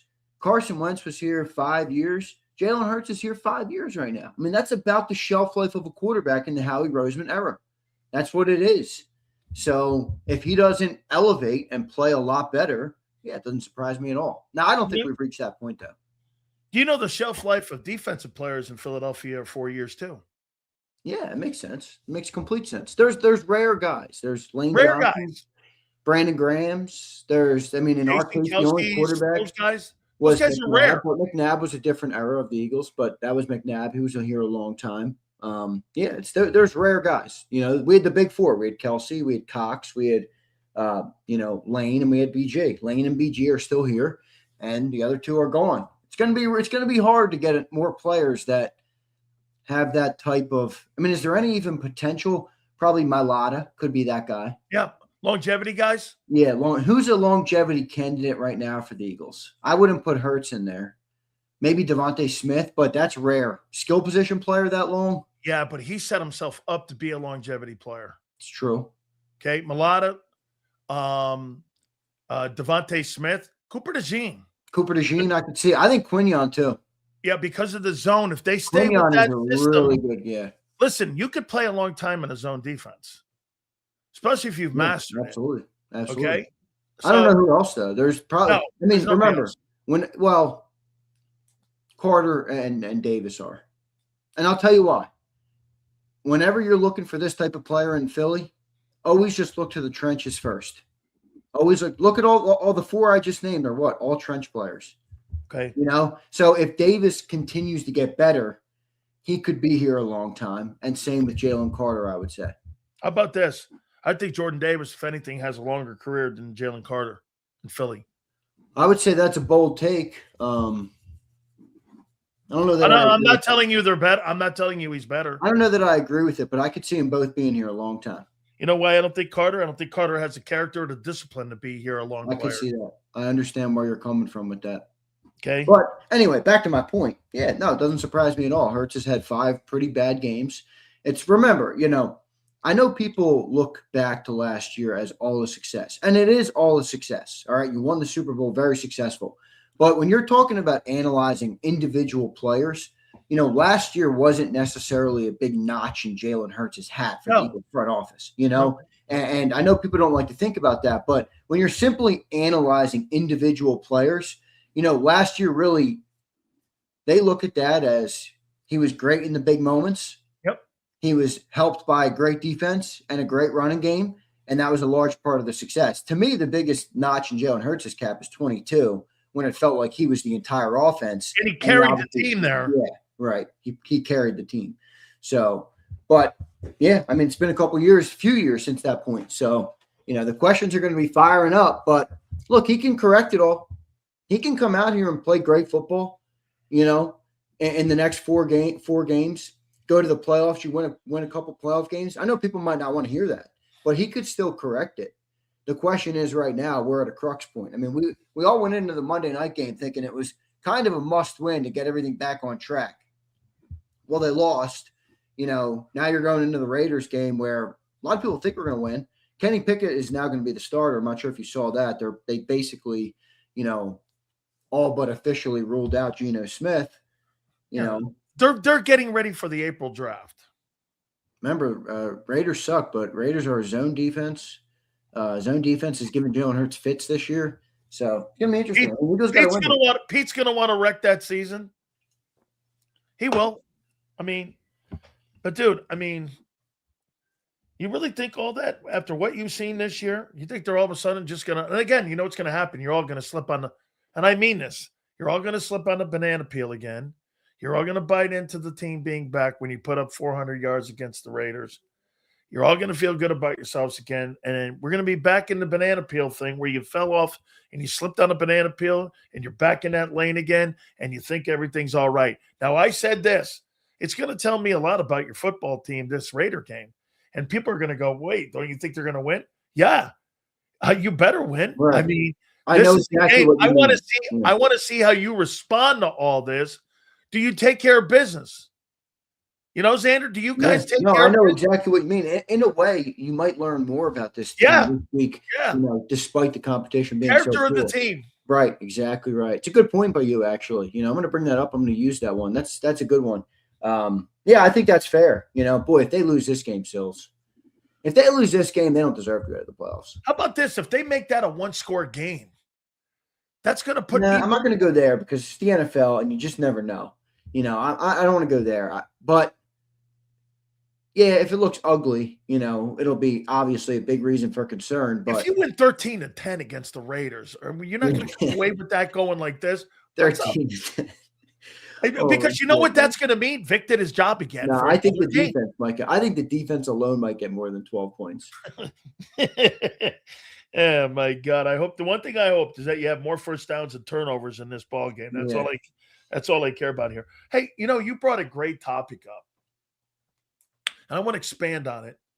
You asked John this question, and I think he kind of brushed it over, but I want to revisit it. Let's take the play calling away by Patullo, in-game situational play calling.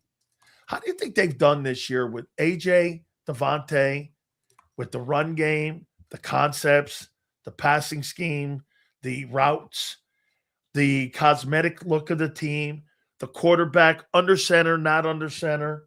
How do you think they've done with all of that and developing that offense from a year ago where they didn't really have to develop the passing game at all? They almost kind of like surrendered to the run game. They didn't really have complex passing schemes. And you said it at the beginning of the year before the season even started, Xander. You said they're going to have to win games differently this year. Remember you saying that? They're going to have to win games differently. Well, that meant kind of opening up the offense a little bit. How do you think Kevin Patullo, Jeff Stoutland, Nick Sirianni, how do you think these guys all have done with the concepts and the overall structure of the offense? Yeah, I mean, I think you can take play calling and put it in the trash can for a second. Don't even think about it. It has nothing to do with the conversation here. Nothing. What are the offensive coaches doing? Kevin Patullo as the offensive coordinator. Everybody probably has their own definition of what the offensive coordinator does, but calling plays is the last thing you do in the week. It's not the full scope of the job. You have the offensive identity. What does our offense want to be? What does our offense want to accomplish? The playbook, the game plan for the week. How are they doing that? Like this is my question, right? Jalen Hurts did not play good. Yeah. Jalen Hurts, we all know what style of quarterback he is. The Eagles offense now knows what style of quarterback he is. Maybe some of us are learning more about what style of quarterback he is.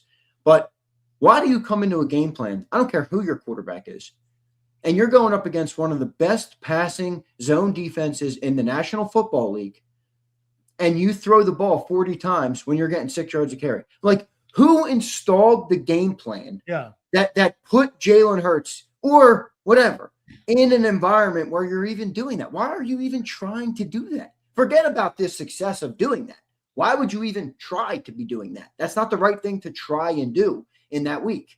And they were running the ball well in the first half. I mean, Saquon had a 19-yard carry. He had a 12-yard carry. And later in the game, he had the 60-yard touchdown. Well, they had 13 carries. They had 13 carries in the first half. So this is where I'm like, I don't think the coaches are really doing a good job. And then there are people who say, well, you can't judge Patullo because the quarterback's, limited. And I'm like, okay, that's fine. But the coordinator is supposed to draw up a good game plan that accentuates the talent like Ben Johnson. Player. Right. I mean, it's got to – I know Jalen doesn't execute maybe a traditional style playbook, and maybe Patullo would be good there. But that's not Patullo's quarterback. Jalen's his quarterback. Are they really doing the things necessary to accentuate his skill set and his talent? I don't really think so. So, yeah, I mean, it's a good question. And the other problem is you want to get a little bit deeper here. Ready? Scott Loeffler is the new quarterback's coach. It's the worst year I've seen Jalen have. Running backs coach, Jamal Singleton. Worst year for Saquon Barkley. Offensive line. Is this Jeff Stoutland's worst year? Now, all this would go, maybe it's a player thing, right, over a coach thing. But wide receiver coach, outside of Devontae Smith and A.J. Brown, who, let's call a spade, are fully developed already players. They're the type of players that you don't. What has he done? What has Aaron Moorhead done in that receiver room? Now, granted, it's a little hard. They're not a pass-happy offense, but I don't know what these coaches are doing. A.J. Brown doesn't look the same. Devontae Smith still looks good. The quarterback's not the same right now, not having a good year. Running back's not having a good year right now. O-line's not having a good year right now. And in a way, isn't this all on the coordinator? Now, he's not micromanaging everything, but don't the position coaches on offense, don't they all go to the coordinator? Then the coordinator goes to the head coach. The head coach then goes to ownership. It's a pyramid here.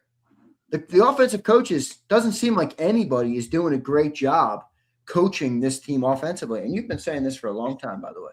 How about this? This is what happens in an offensive meeting. So when you get the game plan on what you do is you get the analytics on Wednesday morning or Tuesday when the players' day off. The coaches get that from the analytics guys. Wednesday, the players get a game plan.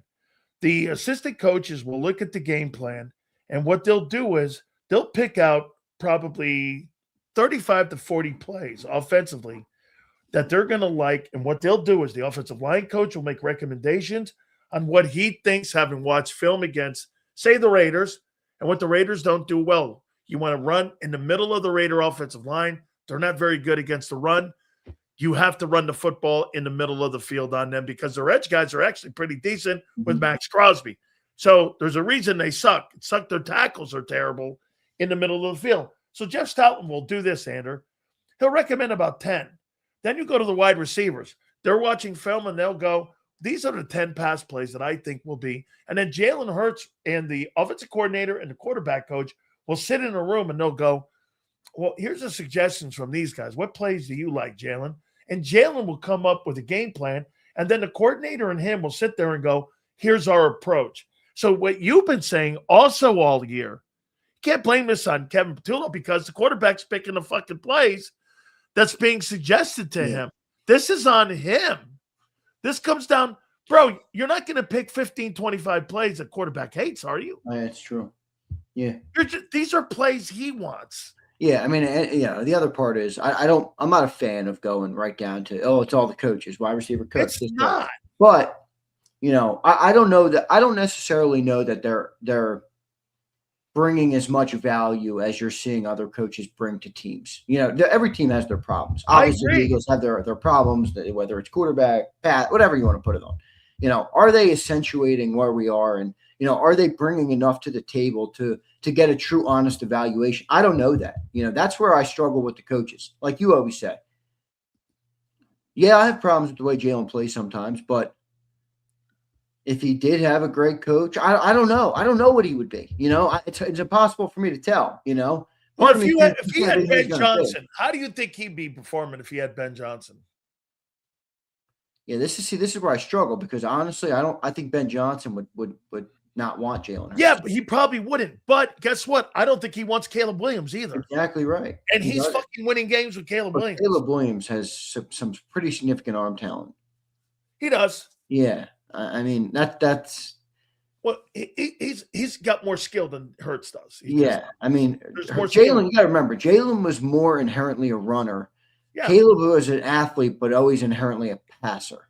But his problem was really like off-script plays. Yeah, no, you're right. I mean, he lives off script too, so he's tough. He lives off script. But when he's off script, he's always looked to throw the ball downfield because he's got a big ass arm and a lot of arm talent. So I don't know. I mean, that's the tough thing. Like people say, what would he be with McVay? I'm like, I think the answer is completely obvious. I mean, that dude got rid of Goff, who took him to a Super Bowl because he was slightly slow as compared to a guy like Stafford. Both are very similar type of quarterbacks, Stafford and Goff. Stafford's just a little bit more elite, a little bit better in picking up coverages, a little bit quicker in getting the ball out. All those things. I mean, McVay literally said, goodbye, number 1 overall pick. Give me Stafford.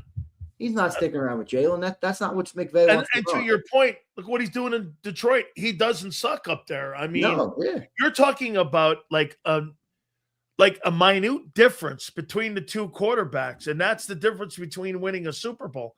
So to your point about, like check this out here.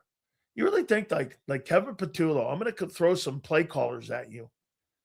Sean McVay, Ben Johnson, Kyle Shanahan, Kevin O'Connell, Andy Reid, Josh McDaniels, Cliff Kingsbury, Liam Cohen, Matt LaFleur, Well, Sean Payton. Kingsbury and the other guy you mentioned aren't head coaches. No, I'm talking play callers. Okay. Sean Payton, Mike McDaniel, Clint Kubiak up in Seattle. How do you think he's doing? Todd Monken. I saw somebody said they should hire him. I mean, these are all play callers. And those guys, if you watch their offenses are so complex. It's like when you watch the Eagle offense and you watch like Seattle's offense, even with Clint Kubiak, it's like fucking night and day. Yeah, but the problem with that is like it's like what comes first, the chicken or the egg? Does the complex offense help the quarterback, or do you say? Well, they're not going to put that system in there unless the quarterback can understand that system. Well, and also, I mean, the quarterback right now, I mean, let's call a spade a spade. We're struggling to execute on simple concepts, and it's not like nobody's open. I know people love to do screenshots of that. Dude, there's guys running open in these games. I mean, I don't care what you say. Go and watch the Sky Cam 22-foot. Even if you don't know what you're looking at, just go and watch it just to see where the players are on the damn field. I'm telling you right now, they're fucking open. There's people open. So they're not executing the concepts right now. I mean, is it smart to make it more complex, No. with the assumption that you're going to execute it because you fool the D? I don't know. I don't know what this is where I agree with John. What they're doing now by adding these more complex plays, how's that going to – that's going to create more turnovers. Well, look at what this is what John's whole point's been already this week. I can already see the theme of John's thought process this week. Look at what you got. He said, congrats, everybody. You told me every week we need to open up the passing game. Okay, you opened it up. You walked out of there with 5 turnovers and a loss. I told you to be fine with being simple and ugly. Yeah. And my pushback on that is this.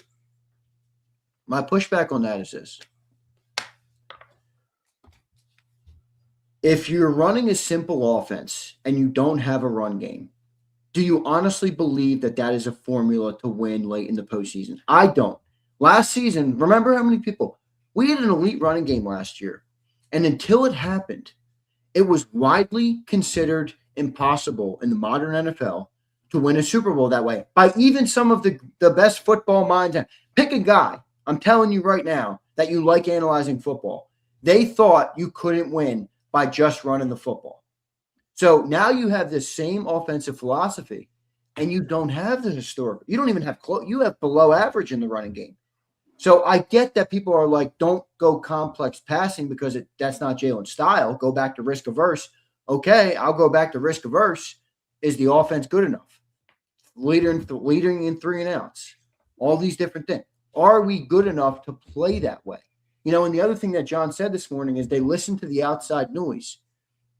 Are we sure they listened to the outside noise?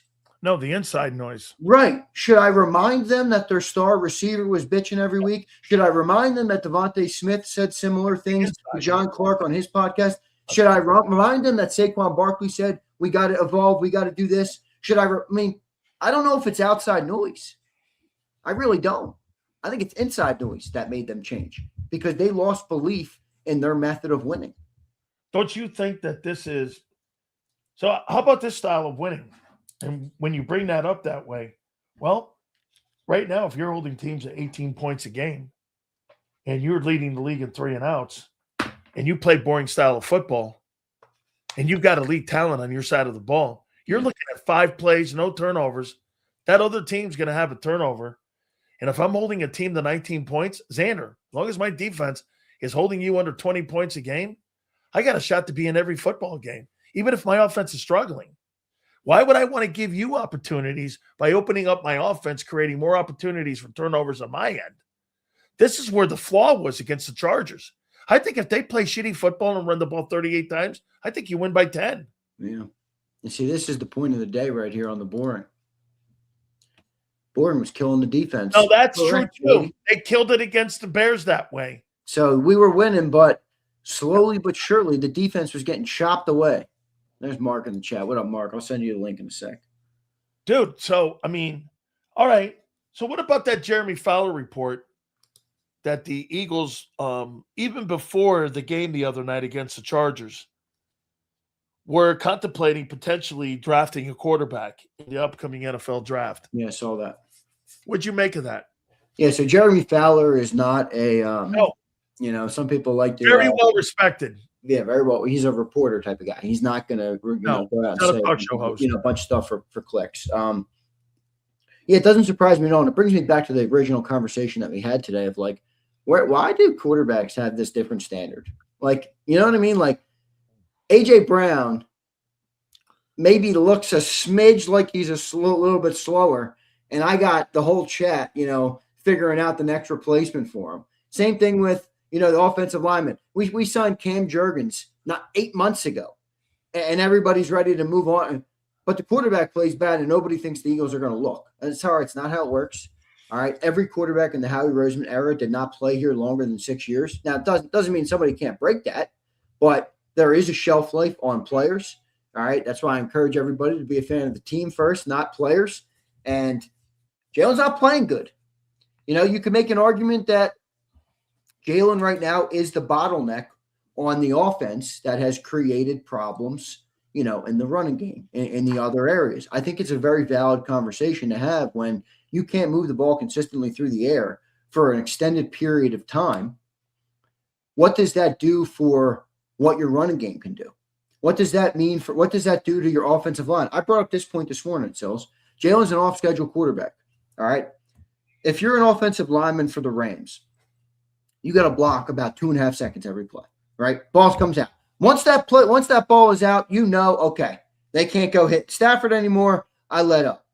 Well, in Philly, if you're 15, 20, 30 times a game, Jalen's off schedule, and you have to hold blocks for not 2.5 seconds, 4 seconds, 5 seconds, 6 seconds, sometimes when he's scrambling. What does that do over time incrementally to your offensive line? I don't know. You're having a really bad year on the offensive line right now. So I don't know. I mean, I think it's all kind of connected right now to the inability to move the football. I will admit this, me personally, I have a PTSD with this on Alabama because this is legitimately like, dude, anybody who watched Alabama football religiously in the year that Hurts got benched, I think it was 2018, this is literally exactly what it looked like. The Eagles, they had a dominant run game in Alabama.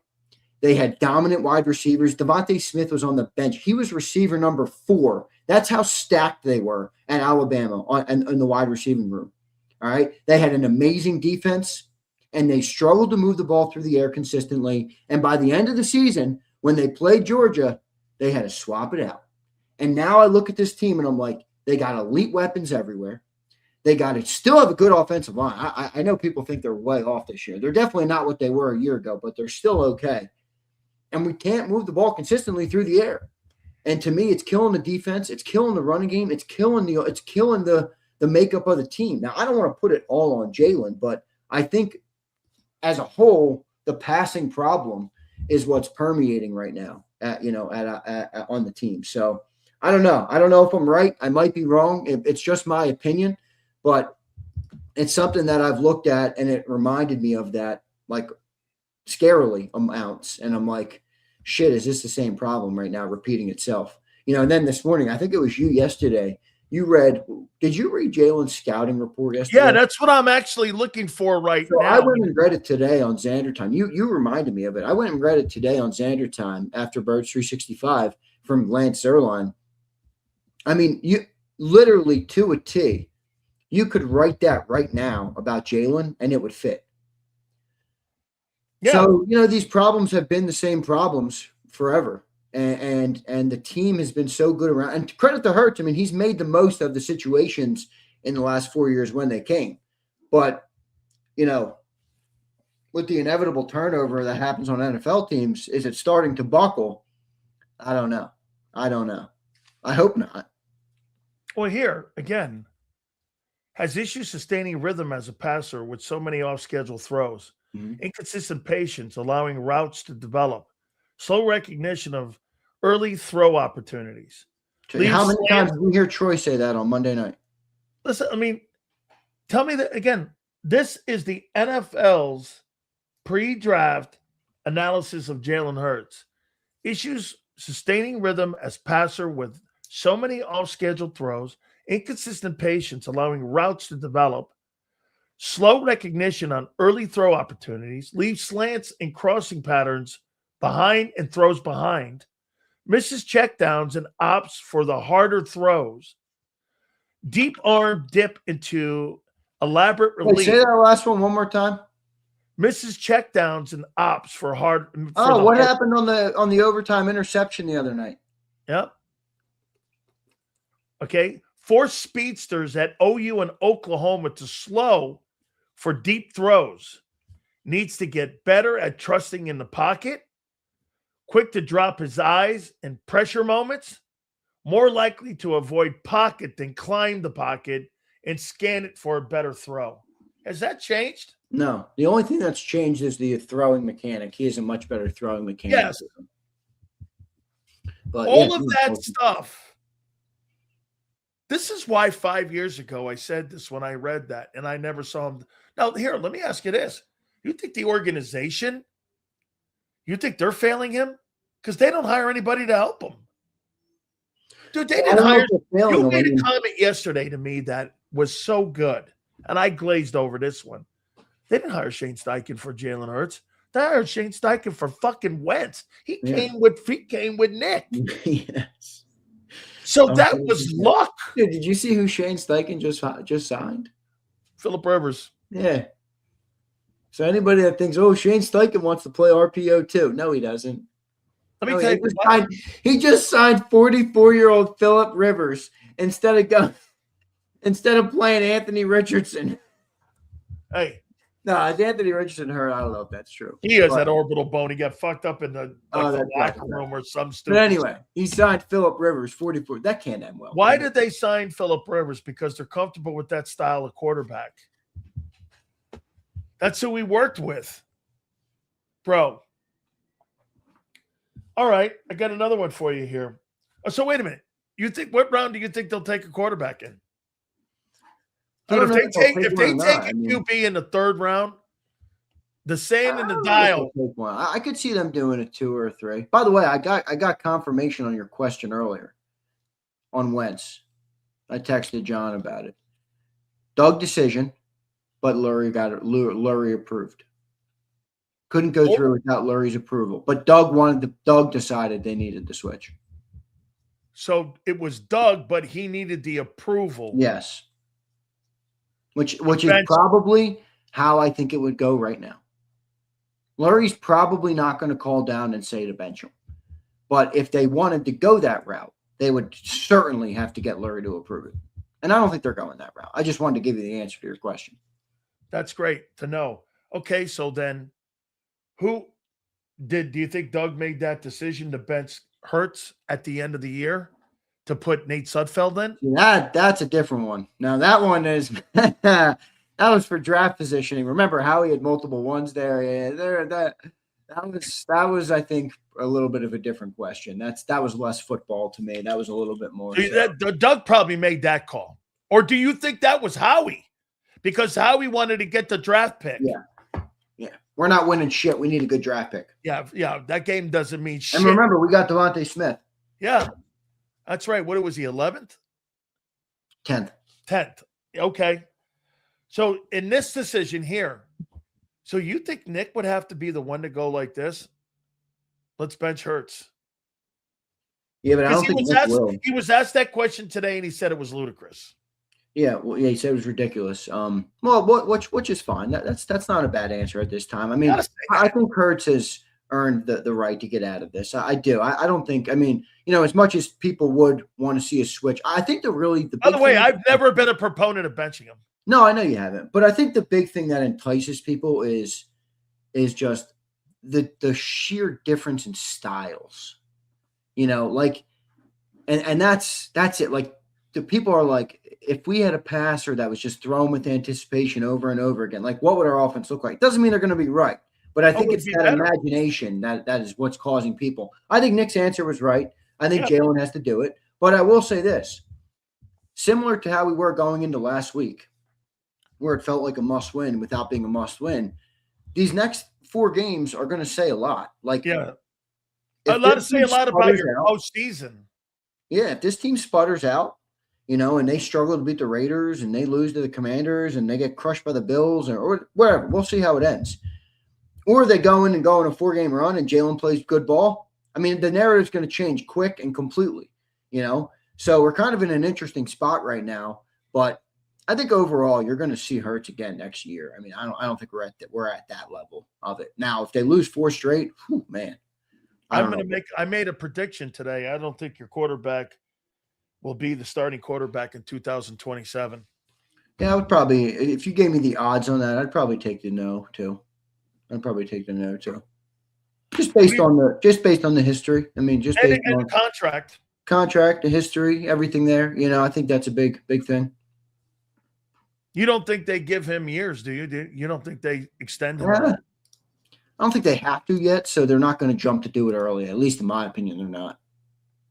For a guy that's been to 2 Super Bowls, they haven't jumped to that, and yet they jumped to that with Lamar and all these other guys. Like Josh Allen signed a contract, then a couple years later they gave him an extension. I find that crazy. Okay, who? I thought they would have given him something. They gave Barkley a.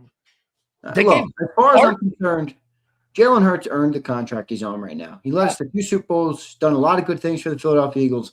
I'm already watching one Philly team right now who paid a star again when they didn't need to. I mean, this would be the last year of Embiid's deal, but now he got another contract after this one because they wanted to pay him again.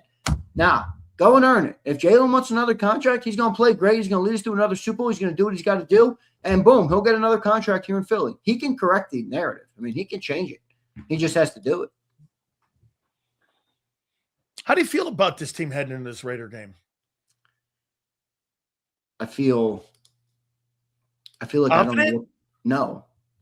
No. Zero confidence. Like literally zero. It's at a point where the team is going to prove it or they're not. And I don't care what they say. No, I'm sure nobody cares. Nobody cares what they say at press conferences. Nobody cares what Nick has to say on WIP or in his weekly press conference. Nobody gives a shit. Show us who you are. I mean, you lost 3 straight. You look like bums. The offense sucks. The defense is barely hanging on because the offense isn't doing crap. I mean, what are you? A.J. Brown's dropping passes left and right all of a sudden. I mean, what are you? What kind of resolve do you have as a team? What kind of coaching staff are you? Everything. They got to show it at this point. And I don't have much confidence, but again, that doesn't really mean anything. My confidence doesn't mean shit. I mean, who cares what my confidence level is? They got to go and do it. And if they have a good game, good. That's what they're supposed to do. They got to stack game one at a time. It's been a long time, Silz, where we were like even close to being 500, right? I mean, yeah. Like we lose this week, we'd be what, 8-6? 8-6. That's close to a 500. The half-game lead over the Cowboys in the East. If the Cowboys win this week. If the Cowboys beat the Vikings. And I would assume the Cowboys are going to beat the Vikings. They beat the Vikings, they'll be 7-6-1. And if you lose to the Raiders, you will be 8-6 with a half-game lead with 4 to play. And 3 to play. It'd be 3 to play. 3 to play. Right now, it's 4 to play.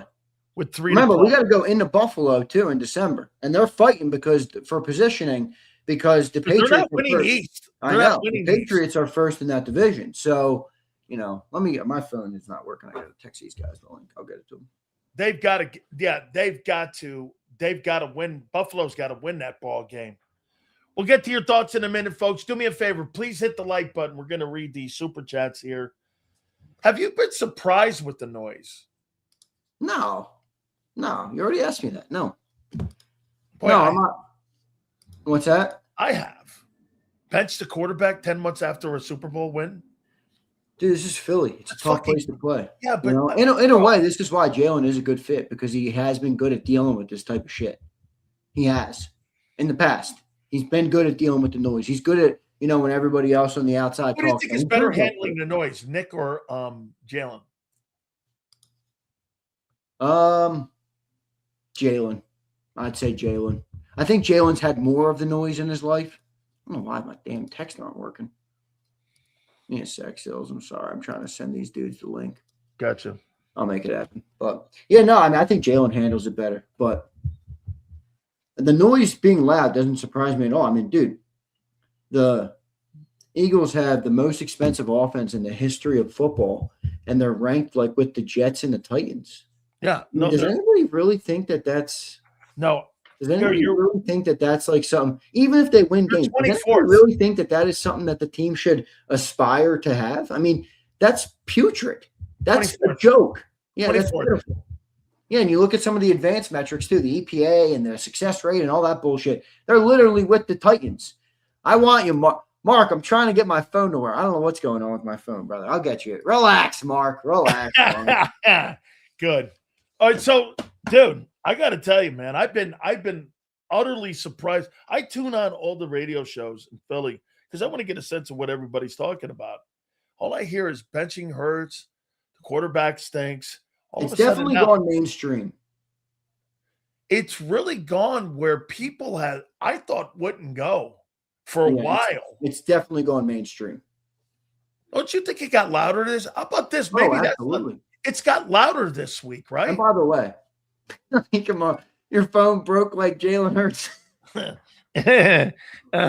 it's definitely gotten louder. And the other thing I'll say that is this, all right?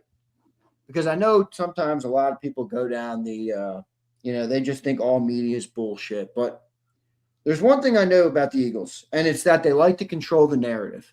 And WIP pays them $10 million large a year to be the official radio station of the Philadelphia Eagles. And what that means is not only do you pay $10 million to get access to players and coaches and exclusive interviews and the rights to the game and the audio and all those different things, but the Eagles get the right to control the narrative around their football team. And the fact that you're hearing from so many different, even if they say it's crazy, even if they say it's not a good idea, the fact that it's being talked about as much as it is, on all the shows. Right. And not only WIP, you got Inquirer, you have the Jerry Fowler, national guy. Fucking headline, Philly's got a quarterback problem. I'm like, everybody. What? I was stunned by that. So, that's the interesting part. And the Eagles would put that to bed if they didn't want it out there. And I just want to remind everybody, they will act in ways that you don't like if they want a guy out. All right. They will. So just keep an eye on it. Marcus Freeman to the Giants. What do you make of that for Notre Dame? I like him at Notre Dame. Let me tell you why. I go, why would you leave? I said this morning. Someone asked, I was talking to, remember Gene Chizik? Remember he was the head football coach at Auburn when they won the national title? Yeah. I talked to Gene Chizik, and I go, why would you leave Notre Dame for the fucking Giant job? Notre Dame's a better job, isn't it? You're going to go to the Giants? Why would you coach the Giants? The Giants aren't going to be good for another 6 years. That team's not going to be a good football team. Now, I don't know. Maybe a dart and you put somebody on the other side of Malik Neighbors. I don't know.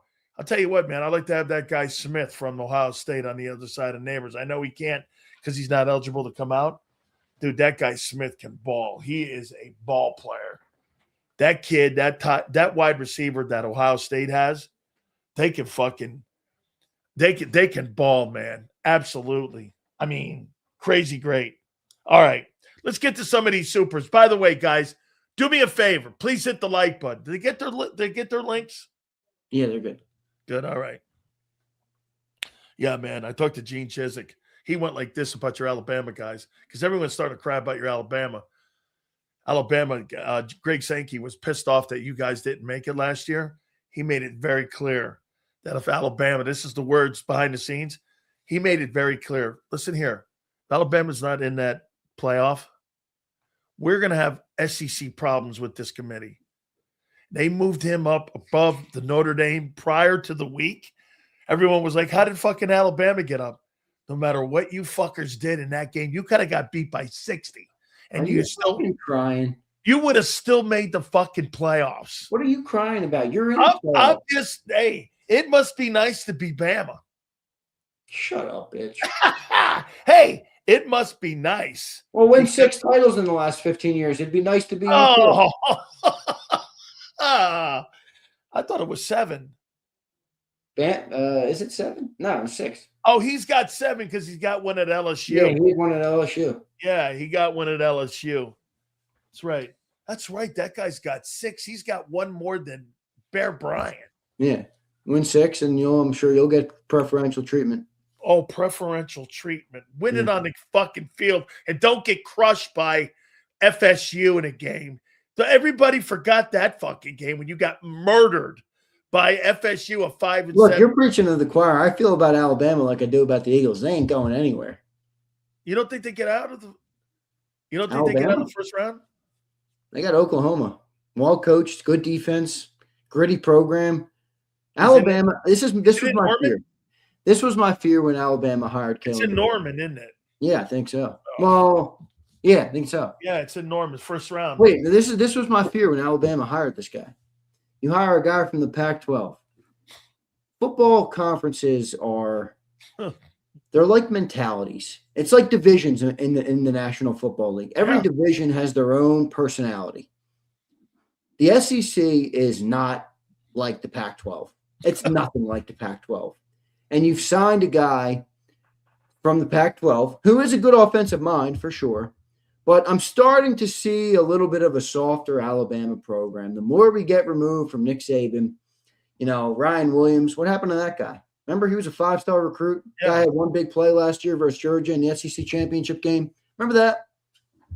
Remember that big play? And everybody, guy's falling off the face of the earth. Can't catch. He plays timid, plays scared, afraid to get hit. Paints his nails and all the bullshit, and people wonder what's happening. And you want to know the difference between Pac-10 and Pac-12 and the SEC? Surfboards on top of the car, gun racks in the back. Man, that is funny, but that is true. That is true.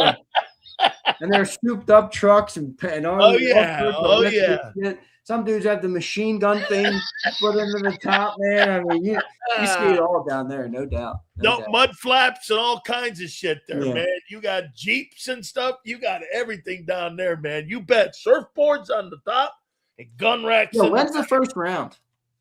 What? When's the next big college game? It's like a couple weeks still, right? I think it's the 17th. 17th? I think that's when those low light. Get this, ESPN didn't want to air the James Madison and the Tulane game. 19th and 20th. 19th and 20th. Okay, so check this out. They didn't want to air those games. They're on TNT. Well, why? Yeah, they are on TNT. Why? Ugh, man, why are they in it? I don't know. I know. I'd rather have Texas. Get this, I'd rather have Texas, Vanderbilt. I don't want BYU in it because I don't think they're very good. Well, no, hear me out. The spread right now, not that spread is everything, but Oregon's a minus 21.5 point favorite over JMU. What would they be a favorite over Texas or Notre Dame?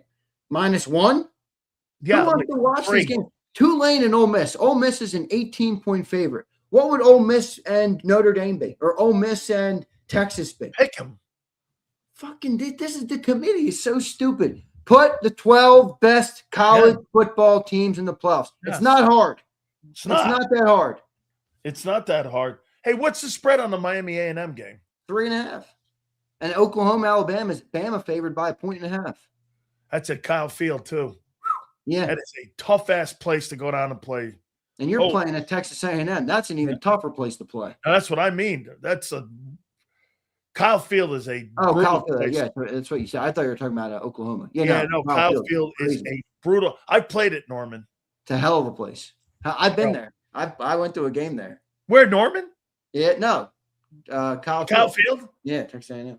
Hey, dude, get this. We rolled into Oklahoma one year. They hadn't been beaten 31 years. We broke Troy Aikman's leg, and we beat him 28-14 in the opener at home. We beat the fucking piss out of them. They were driving that Sooner through our workout. You know what Jerome did? Jerome jumped up. You do that again, we're going to tip the thing over. We tipped that Booner Schooner over. Fucking all the people falling out of it, man. And then we went and proceeded to beat the shit out of them. Nice. I love it, though, because if Bama wins, they get Indiana. So I'll get to see how real is Signetti. Wow. I might take Bama in that. Me too. That kid Simpson's got to play better, dude. Oh, he's played terrible recently. Last 4 games, he's right? falling off a cliff. I said that. I remember I said it to you before the game, before the SEC championship last week. You said who you got. I'm like, I'm obviously going to take Bama because they're my team, but if I was objectively picking, I'd pick Georgia. Yeah. No, they got their Georgia. Let's read the supers. What up, Rodriguez? The guy has been bad passing the football since 23. Since 23? How about like since 2018? This isn't just the last 5 games. Did you guys watch Chris Sims' film breakdown of the Chargers game? I didn't watch the film breakdown, but I watched Sims last week, the one clip that went viral. He went all in on him, man. I mean, I thought a little bit over the line, or over the top, I should say, but a lot of it was true. You know what I don't hear in Dallas? Anyone saying bench Dak. Ask Mark. Ask Mark. A couple years ago, Dak was not playing so good, and people were calling for Cooper Rush. I remember it. Yeah, you know what? As a matter of fact, you're right. I think Bayless it's popular everywhere. Bayless was calling for, that's right, Cooper Rush. Yeah. Here's Shady. Silz, you always strive for greatness. Now you want to settle for less than mediocrity. Ooh, called out, Silz. Mediocrity by what? Saying to you that you have to keep your quarterback in? Bro. Shady, by the way, Shady McCoy says he wants to be taken out of the Eagle Hall of Fame if you don't fire Kevin Patullo. I saw that. That was a crazy comment. You think? By the way, Shady, I would encourage you this. I would encourage you to call up the Eagles facility down at the NovaCare complex and direct that message to them, because it's not Sileo settling for mediocrity. It's not Sileo doing it. Oh. He's just talking about it. 5 years, man. I've been saying this shit. And here's Leon. Leon had one of the funniest chats of all time yesterday. What'd he say? I'm rescinding my fandom and going to root for the Packers. Yeah. And then he threw in the OKC Thunder too. Dude, fuck the Thunder. What are they, like 26-2 right now? They're balling. Here's Leon. 500 and Mark are really beefing, man. Look at Mark's last video and 500's reply. Mark takes things too personal and plays the victim. I like Mark, but come on, man. Oh, man. Hey, Leon. Oh, why? Hey, Leon, I think Mark's sucking you in, man. Don't let that fucking guy suck you in. Yeah. That guy knows what he's doing, man. Yeah. I watch him all the time now. Hey, he plays the game pretty good. You know what?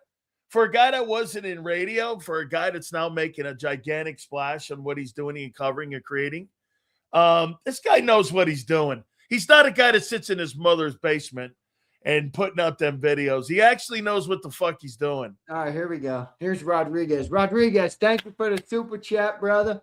The Eagles control the media. Nothing comes out that they don't want to. They are trying to get through to Jalen through the media because they can't in the building. The Eagles are setting the stage to move on. John Mack is a dork with headphones. Come on, Rodriguez. Hey, man, taking a shot at Johnny Mack. Hey, wait a minute here. I don't mind your take there. The take is good. The take is good. Yeah, because they are leaking oil a little bit on Hurts. They're letting that go out there. I agree. Think we got this one. Offense under. Yeah, we got that one. Here we go. Big J says this 500 and Mark beef might be real this time. What the F? Wow. So I didn't see this. Are these two guys ready to duke? Is Philly 500 losing? Well, wait. Now, wait a minute. I would have to think that Philly's not in a good place right now because the way things are 3-game losing streak. So you know what Mark's probably doing right now? He's probably taking out the cannoli and pissing all over him right now. Well, hey, Mark had a chance. What's going on here? Mark had a chance, and they got 44 dropped on their head. Hey, Mark. Hey, now, Mark. Hey, you see what Sanders doing? That's kind of come on, Mark. 44 on the head, man. Wait a minute. There's no getting around that. Sex money? Yeah, that's terrible. Wait, now, real quick, before we get to the Royale, which is coming up in a couple minutes. The Eagles are 8-5. The Cowboys are what? 6-6-1? 6-6-1. So if they win this weekend, they're 7-6. Against the Vikings, they'll be 7-6-1. And if we lose to the lowly Raiders, Eagles have a half-game lead once again with 3 to play in the NFC East. Oh my! We could have just ended the Cowboys season if we just didn't have. If you win against the Chargers, you end their season. Yeah. Okay, you end their season. Instead, you know what you did? You gave the Cowboys a banana peel for their fans. Let them slip on that bitch again. Buy into the faith that they're going to make it. There's the banana peel. So Philly 500 is getting a little angry now. Now, wait a minute. I got to tell you, I'm a little disappointed in Philly then, because Philly's been coming off the top rope on Mark for the last 2 years. Well, rightfully so. Cowboys have they haven't lived Say up. it, they sucked. Yeah. I mean, they haven't lived up to it, so they deserve to get ripped. But remember, I told you in the summer that the Cowboys were going to be all right this year. You didn't want to hear it. McMullen didn't want to hear it. And everybody in the chat didn't want to hear it. Nobody thought they'd trade away Micah Parsons and get better. Well, my whole prediction was that Dak was coming back. And Eagles fans like to act like Dak Prescott sucks, but he doesn't suck. Hey, I want one quick thing here before we go to this. I want to show you something here. So CBS did this, and CBS here. Let me show you this on Dak, bro. You see him on the Hard Knocks? I did. Dak's got a much better, much more normal personality than Jalen. He does. Jalen's a weirdo. So, hey, here's the CBS quarterbacks: Matthew Stafford 1, Drake May 2, Jordan Love 3. God dang, Jordan Love. Jordan Love's having a good year right now, dude. Josh Allen 4, Dak 5, Goff 6, Darnold 7, Burrow 8, Mahomes 9, Caleb Williams 10, Justin Herbert 11, Aaron Rodgers 12, CJ Stroud 13, Lamar Jackson 14. Where the fuck is Where is he? Trevor Lawrence? No, Brock Purdy 16. Trevor Lawrence 17. Nah, you're telling me Hurts is in top 15? Jalen Hurts number 18, ahead of Bryce Young. Who's this? And Tyler Saw. Dude, Bryce Young might be playing better than Hurts too right now. Here is CBS's top quarterbacks. Let me do it again. Matthew Stafford 1, Drake May 2, Jordan Love 3, Josh Allen 4. These are the power rankings, CBS. Dak Prescott 5. Who, Pete Prisco's? No, this guy's name is the quarterback power rankings is Garrett Pottle. All right. 6 hours ago, he posted this. I saw this. I couldn't believe it. Stafford 1, May 2, Jordan Love 3, Allen 4, Prescott 5, Jared Goff 6, Darnold 7, Joe Burrow 8, Mahomes 9, Caleb Williams 10, Herbert 11, Aaron Rodgers 12, CJ Stroud 13, Lamar 14, Baker Mayfield 15, Brock Purdy 16, Trevor Lawrence 17, and Jalen Hurts at number 18. Oh, my God, even the national guys are shitting on the guy. That's because the Eagles have put out memos. People don't want to believe this. Dak's in the top 5. Oh, Dak's playing good right now, dude. Bro. I don't think Dak was the reason they lost that game yet to the Lions. No. He had a couple shitty throws in that game. Did, but, I mean, that's when you're a gunslinger, that comes with the territory. You know, you have some bad throws. Let me see what they say about Dak before we go to Dak Prescott leads the NFL in passing yards and is tied second most passing touchdowns in the league. He threw a couple interceptions in the 44-30 Thursday night loss, but both were turnovers that bounced off receivers' hands. The Cowboys quarterback is having another high-level campaign and is considered a top guy. How you doing? We get all the supers, dude? I think we did. Let me check. Holy we got them all. Will sent us 99 cents. No comment. Willis, thanks, brother. Hey, man. That's fucking crazy.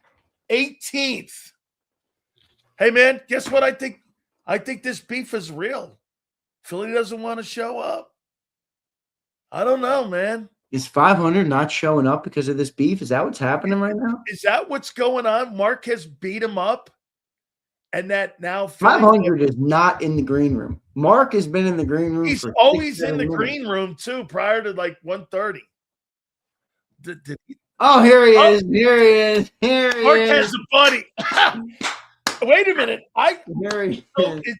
do you think this beef is real? I don't know. You're gonna have to ask the guys. Wow, Philly 500 with the Eagles Christmas hat. That's gorgeous. That's beauty. That's a beauty hat. So All right, so good show, man. I'll catch you bro. tomorrow. I'll catch you again on Bird 365 in the morning. All right, dude. Let's hear the legendary battle royale. Battle Royale coming up here. So I'm hearing there's a beef between the two. What in the world is going? Is Mark coming off the top rope on Philly? Is that what he's doing? All right. The much anticipated each and every single week. I so look forward to this. I love this. Without further ado, the man who's one of the top creators of all Dallas Cowboy content, a guy who creates for the Cowboys, not named Skip Bayless. He is, without a doubt, our friend, Mark Combs, and our friend, the reigning champion in the Super Bowl. He is one of the greatest content creators for the Philadelphia Eagles. He is our friend, Philly 500. Here are the guys. How you What doing? up? What up? What up? What's happening? What's with the bunny, dude? What bunny? Oh, this is my emotional support bunny. And Wait, this is, what is that? and this is Vibe Bunny back here too. Wait, what is that? Wait, let me see. This Let is my me take a emotional closer support. look. Let me take a closer look. Oh, funny. Oh, I couldn't see unless I had Oh, Dak Prescott's magic second-hand glasses on because you know. So Oh man, look at that! you Mark know, for the you might bunny. Hey remember this Silz, hey term. Silz, what is my what does my name say? I've got a Mark bunny. has a bunny. How did I know he was going to bring a bunny? Because I know this guy. I'm 3-4 steps ahead of him. There you I already go. looked at a bunny. But you know what's funny though? So you're old enough to Wait, I remember can't see. the I old can't see. term. Okay, go ahead. The rabbit died. Yeah. The rabbit died in the locker Wait, room. so what's this beef I'm hearing about between There's no you? beef. You know what? Same old shit, different day. I came on to Philly's channel last night and I just said, hello, how's everybody doing? And everybody's telling me, fuck you, Mark, get out of here. This is the Eagles therapy session and you're not welcome. And I'm like, wait a minute. And then he goes through and he does a video and he kind of takes it out of context, like, I'm giving up. I'm not. No, believe me. No. I've been taking the shit here for 2 years. 2 years. And now all of a sudden he's crying. Oh, you Eagle fans are crying. You're so mean to us. Oh, stop, man. So Stop. I'm gonna explain to you what's going on. Feeding me Okay? shit sandwiches I'm for gonna By the explain. way, Philly, you see his shirt? Eagles still suck. Yeah, I know. Have you ever seen a guy more happy to be 6'6" Yeah, but you know what? We're in your rear view mirror. But You're scared. You're let me worried ask you one question, Mark. Before I explain to Silz the truth of what happened, I want a question for you. Go ahead. Would you rather be 8-5 or 6-6-1? Which one? Would you I'd rather be? be 8-5, but I'd right, at least thank you like very to be much. going in the right direction. Right now, Thank you're on you. a 3-game Thank you. lose streak. Oh, I'll wait a say this second. much. You're in no We position lost. to talk about that. Yes, we Did are. you just okay? You We can't did dismiss lose. that you But, lost. but at least the week before, what did we do the week before? Who cares? I We lost I last week. believe we beat Kansas City. What did we do the week before that there Philly? Oh, okay. So what did we do the first 4 weeks of the season, Mark? Oh, okay. I mean, you're gonna keep going back. You are as good as your last game, Oh, and you weren't very good, right? You weren't very good. You're Well, as let good me as your explain record this, says you Silz. are. Please, And please, we're Thursday- back in this. Thursday Mark, I night. want to hear what's going on between you. Yeah, I'm going to tell you. Thursday night, Mark does. Dallas loses. Mark does a video saying, "Oh, the fans are too mean, not to troll." And I don't know. I don't know what the future of my channel is going to be. I'll let you know in a few days, right? So everybody's starting to feel sorry for Mark. Oh, Mark, hang in there, hang in there. So then yesterday he comes on my channel, and he comes in, and I see him, and I tell him, I said, Mark, you've got to make a decision.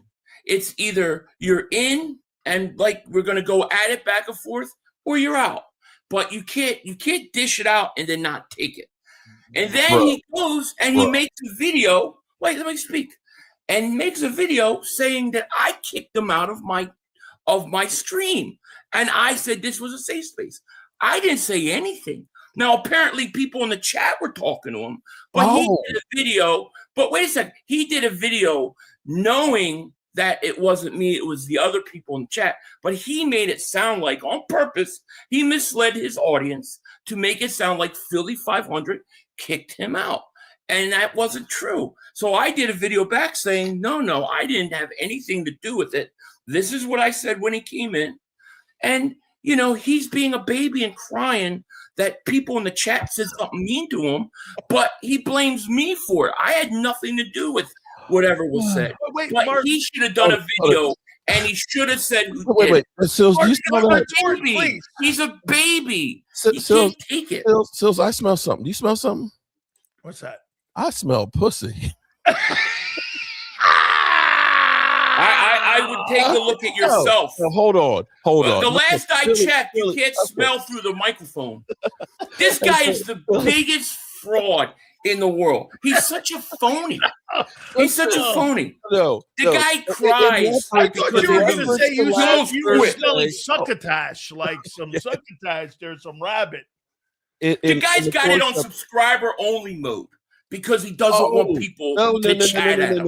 Yeah, you're scared of the trolls. No, not scared of the trolls. It's on subscriber mode. I smell it too now, Mark. Because of the damn bots that are out there that keep putting the NFL comma dot whatever shit and spamming the chat. So if you can't tell me that you can't subscribe for 20 minutes and then comment, come on, bro. But anyway, back to Thursday. Wait, real quick. Back to Thursday. It was my 60th wife's birthday.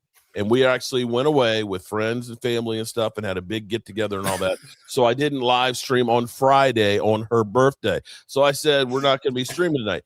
He tried to make it sound like I was scared. Now, you've seen us get mollywopped. You've seen me get my teeth kicked in for 2 years.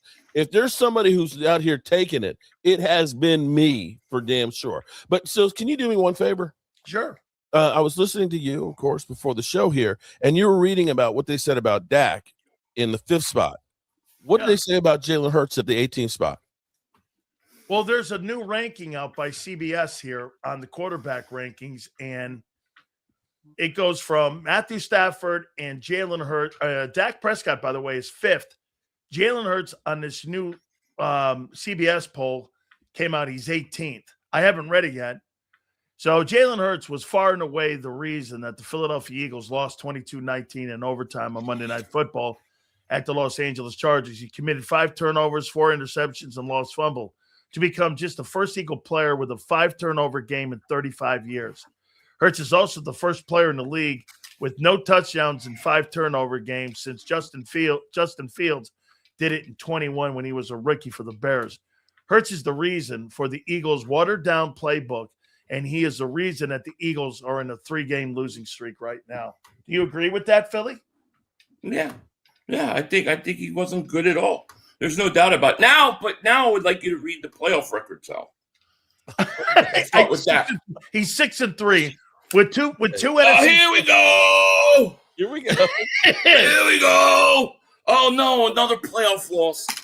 Wait a minute here. What do you make? Well, okay, well, wait. So look, I am not, and I know that you're not, and I don't know what Mark feels on this, but I'm not in that room benching her. I think it's ridiculous of a comment to say, but you're now seeing headlines in the Inquirer. The Eagles have a quarterback problem. There's people on IP and all over the Philadelphia market right now saying he's benching Jalen Hurts. I mean, 10 months ago, dude, the guy won the MVP award. Now he's 10 months later. You're talking about benching an MVP? Give me your takeaway on all the noise. Well, when you say benching, do you mean like for the starting the rest of the season, or do you mean in game? I don't even know what they mean. Out there, yeah, like because I tell you what, it crossed my mind, and I brought this up the other day. Like, what if you go out against the Raiders and it's 9-6 at halftime? Yeah, and he's not moving the ball. Would pulling him for the game, not the season, but just for the game, would that help him? Would that send a message? I think often back to Donovan McNabb when Andy Reid pulled him at the end of the year. And then what happened was, he came out after that benching in game versus the Ravens, and we went to the NFC Championship game. I'm not saying to do it or not, but it does cross my mind if he struggles. I wouldn't do it for the season, though. Yeah, I'm not. I mean, you take that kid out of that game, in my opinion, I think you're floating with the season, and you might as well start sitting there thinking you're talking about 26. Mark, what do you make of that noise from a Cowboy fan perspective? That they're talking about benching Jalen Hurts now. I tell you what, when you're the only guy out there to ever have an interception and a fumble in a play, and that last interception, even the guy reached back and it made a great play, tipping it up, but that pass was so far behind. And AJ Brown's kind of getting a little bit of blame on one of his interceptions, but he was off all night. I don't know what's going on with Hurts. This is not the same guy that I saw last year. Now, you can maybe say that maybe it's the effect of Lane Johnson, because I think you're 15-27 without him. But maybe it's not the lack of the running game, but you had the running game there, and AJ Brown is part of the equation. As crazy as it sounds, I think the formula that they had, basically keeping AJ Brown at bay and running the football and winning ugly, was more the winning formula. I don't know that Hurts is that guy to be, to win it with his arms, so to speak. How about this here, Philly? What is the difference from a year ago? I mean, what's the difference that we see this year compared to a year ago, to where, again, this is not one game. The offense has been hanging out between 25 and 28 the entire last 2 years. I'm talking mostly the passing game, obviously. What's been the difference to change some of the narrative? And listen, I'm with you.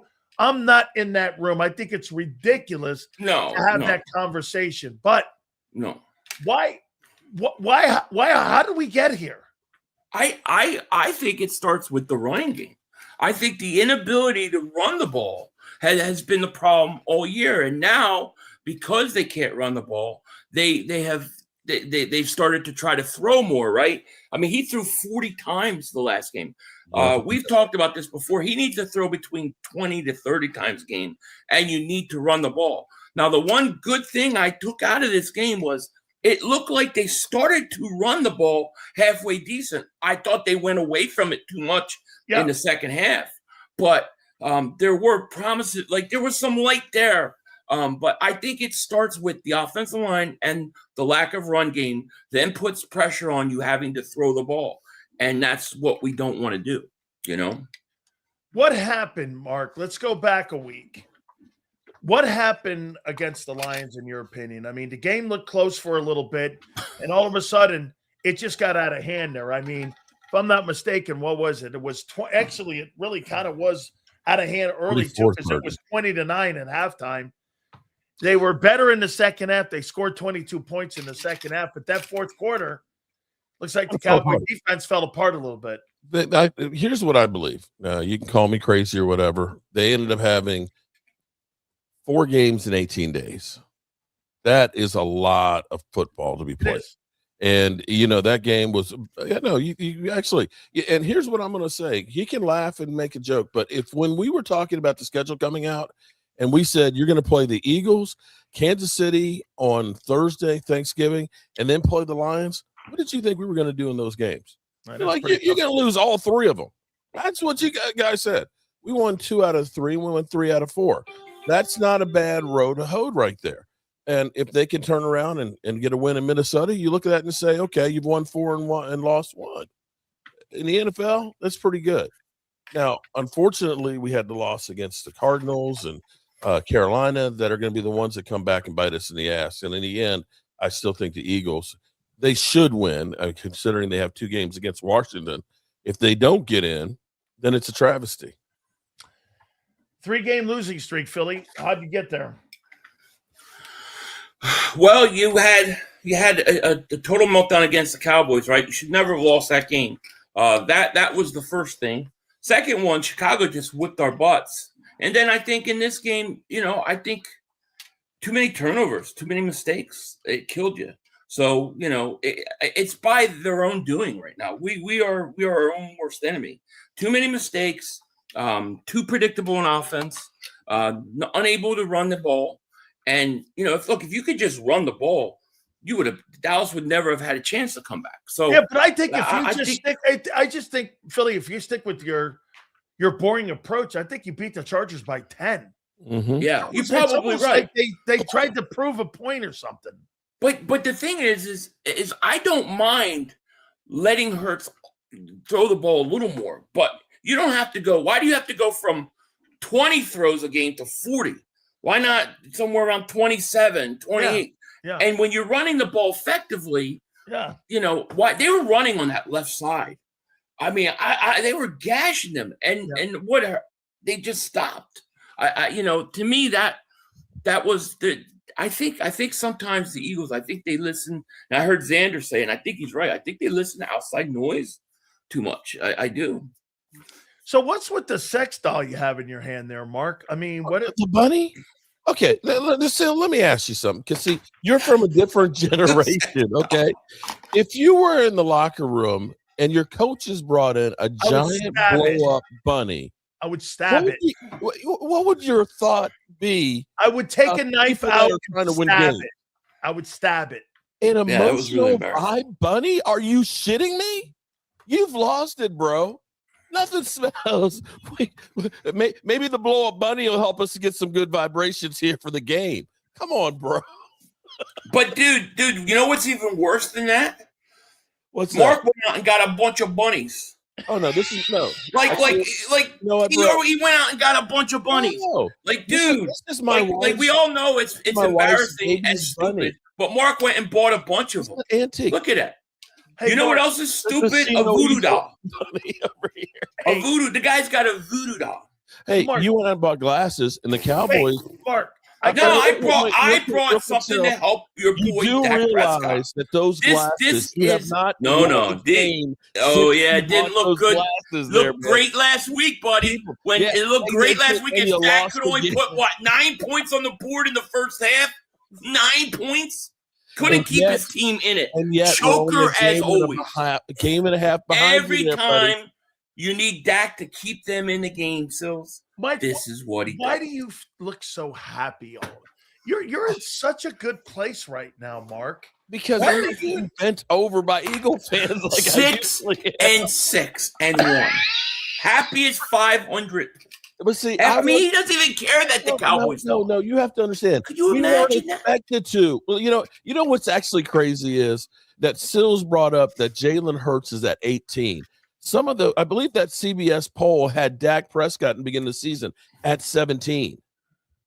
So they flipped. To see them flip.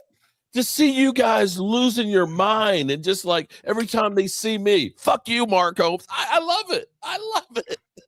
Hey, Philly. He loves it. He don't even care that his team lost. Oh no, but he don't even care, buddy. He don't even care. Exactly what they want.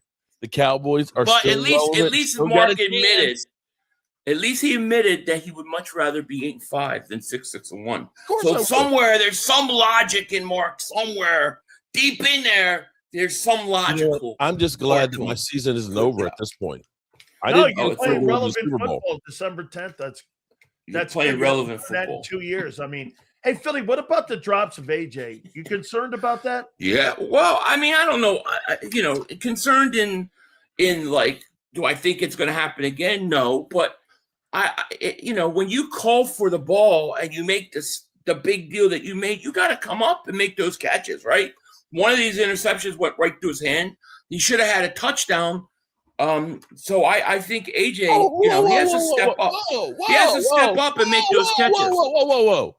You know what's funny is how you guys always talk about Dak Prescott's ball placement. Go back and look at the all 22 and look at where those balls and those passes. I don't need to look at the all 22. He's having to reach for the sky and it's on his Wait a second. I'm just saying that you can't put it all on AJ Brown. Some of that Hurts played crappy. We all know Hurts played crappy. We all know that. There's no doubt. He played crappy. It was the worst game I've seen him play. But I'm sorry, I believe in the rule that if a receiver gets two hands on a ball, he better catch it, whether it's high or low. You have to catch it, right? You think AJ's checked out though? No, I don't. I actually kind of liked what I got from him post game. Like Okay. I felt like he was sincerely emotional about it, and it sincerely bothered him. And I thought that was, that was more than I saw from him for a while. So I liked that. Mark, let me before I ask Philly this question. So Jeremy Fowler came out with a report that even prior to the game on Sunday night, that the Philadelphia Eagles are thinking about drafting a quarterback with a premium pick. Now, I don't know. I don't believe that's a first rounder. I don't know if that would be a second rounder, but what do you make of that report now that you're talking about the benching of the quarterback, and now you're also talking about potentially drafting a quarterback? You know what's funny is, first of all, the Eagles did that when they had Carson Wentz. They drafted Jalen Hurts. That's right. So there's precedent. Okay? So there's that. And, second part of this is the 4-letter network is about starting shit, okay? This is the Dallas Cowboys all over again, because how many times have they talked about, the Cowboys aren't going to sign Dak, they're going to trade Dak, or they're going to release him and so forth. They're in the business just like we are of getting the clicks. Okay. And right now there's a scab there on the Eagles, and they're trying to pick at it to get some blood out of it. So is it possible? So you're not really buying it. Just said draft a quarterback every year. That's a good one, man. Are you buying that report? Do you believe what Mark said? I think that's a great take, actually. Well, I think that the Eagles do this all the time, so it doesn't surprise me that they would be looking to draft a quarterback. I think they're going to try to trade what's his face this all season, right? Yeah, because it's the last year of his deal, so he's going to final year. Why not try to get something for him if you can? So I think they would like to deal him, and I could see them bringing in another quarterback. Yeah, that's a great topic, Philly. I didn't realize that. So next year he's going into his final year. His final year. Yeah. Don't choke like Jalen. Wait a minute. So you're going into your final year. Yeah. So this is the last control year they have of Tanner McKee? Yeah, I think so, right? This is his last year coming up. So he's got one more year. 2026, lame duck, right? Yeah. So do you pay I think you try to trade him. No, I think they try to trade him. No, I think they try to move him. I think if they can get an early pick, like a third or a second, I think they would trade him. Get this. At the beginning of the year, I heard this, Philly. At the beginning of the year, I heard that the Saints and Mickey Loomis tried to get Tanner McKee, and they offered a third-round pick for him. And I believe that. And the Eagles said no. Yeah. Okay. And I could see them coming back this year and trying to do it. Depending upon where the Saints pick. I mean, they're going to pick pretty high. But they did blow that first pick overall, right? By beating the Bucs. So, I mean, we'll see. I think they're going to try to trade him. Okay. Mark, what do you make of this weekend? You got the Vikings. Well, must win. Yeah, unfortunately. Unfortunately, the Commanders look like roadkill, which is our hope is that they can win one from you guys. But because I think Buffalo, I don't think you're going to get past Buffalo, which means we're rooting for the Raiders or for the Commanders. I don't think Minnesota and 9 are really that good. I think that Washington's defense was just that bad. And having a couple extra days to get ready for this one, I think the Cowboys will be ready to play this one. Are you happy with Dak's play this year? Yeah, I'm very happy with Dak's play this year. How could you not? I mean, he's gotten the Cowboys all-time leading record. He's been the glue and consistent all the way through. I know he's had some games where people have, said he lost the game. If you want to know what a game being lost by the quarterback looks like, take a look at the Eagles' last game. That's quarterback throwing shit up. I know my quarterback's never had 5 turnovers in the game. Yeah, but I can tell you what, I can admit when my quarterback blows a game, you're still making excuses. You're making excuses for 10 years. Here's the thing. Dak throws an interception. Hold on. It ain't Dak's fault. It ain't Dak's fault. Here's the thing that Philly says. 10 years. If my quarterback only has to throw like 20 to 30 times and we can run the football and play great defense, he's a great quarterback. I ain't got that, bro. I ain't had that. You had it. You had it. And bro, everybody knows it. Maybe you didn't have it the last 2 years, but you had it the first 7 years of that guy's career. Nobody believes that bull crap. Okay. You try to change, and this is what he does. He's a narrative changer. He tries to change history. and what happened all the time. The guy cries last week about the quit YouTube, but it really was about a birthday party. He just couldn't say, I got to go hang out with my wife on her birthday. He had to say, oh, I got to leave. Please, everybody's so mean. I just can't take it. Do you feel like I'll tell you in a few days what my next channel is going to be. Hey, man.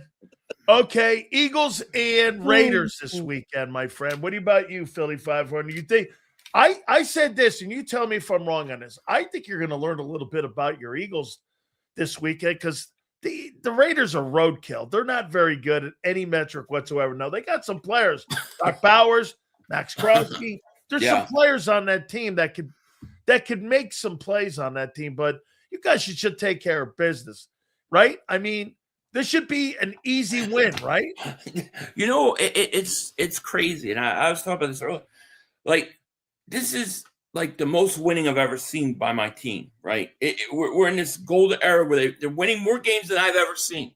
Yet, at the same time, they could totally collapse again this season and would not surprise me. They could collapse and lose the rest of their games. It would not surprise me. They could also get hot and go win in the playoffs and go to the Super Bowl. It would not surprise me. They're either one extreme or the other. So, yes, they should beat the Raiders. Do I think they will? Yeah, I think they probably will. But who knows at this point? Anything is possible. So, we'll see. Do you believe this, Philly?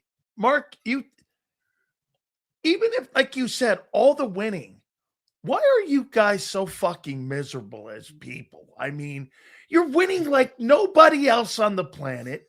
You fucking have been to 2 Super Bowls in 3 years. All of a sudden now you fucking hate the quarterback for like at least a week. I mean, have you ever enjoyed that? You've never won like that.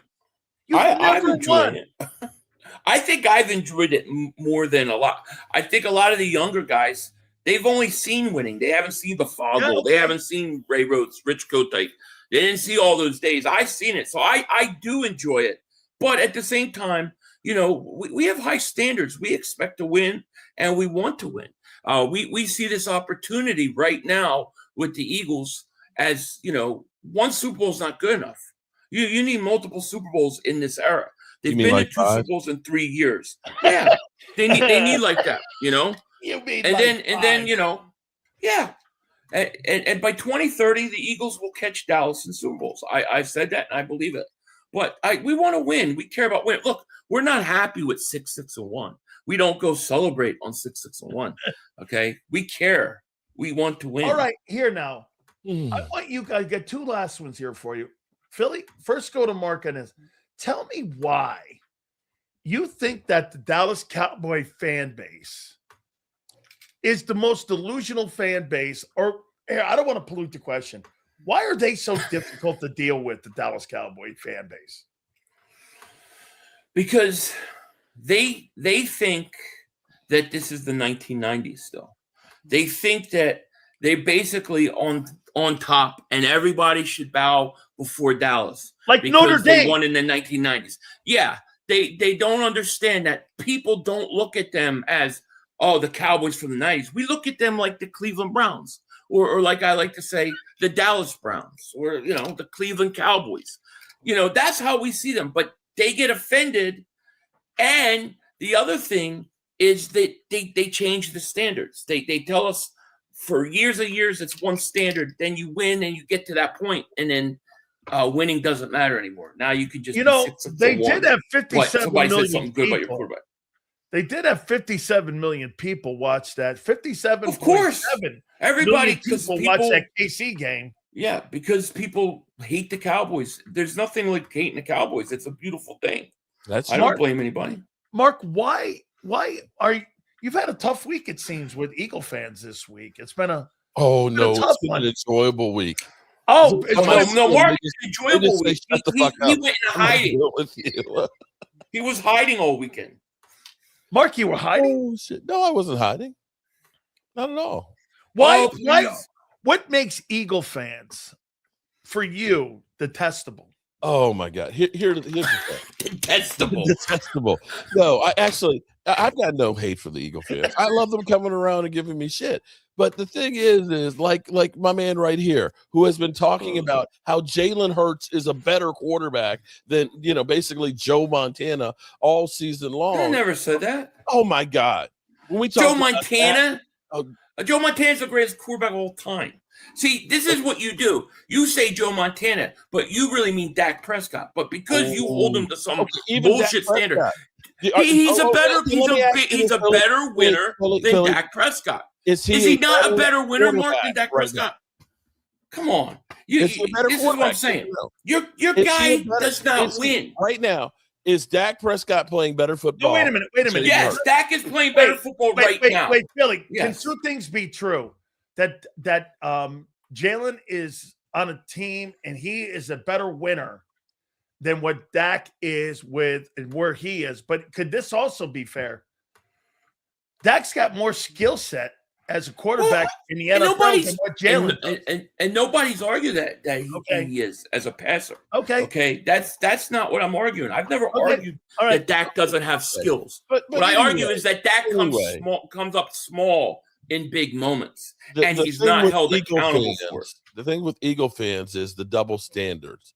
They'll go through and tell you that the rings that we won before don't mean anything, but that they have the 3 world championships. Nobody said that. And they'll tell you that they're the greatest team of all time, and we're 2 a world dynasty. championships. Okay, that we're the greatest team of all time. We're a dynasty, and the rest of you guys, are fleas.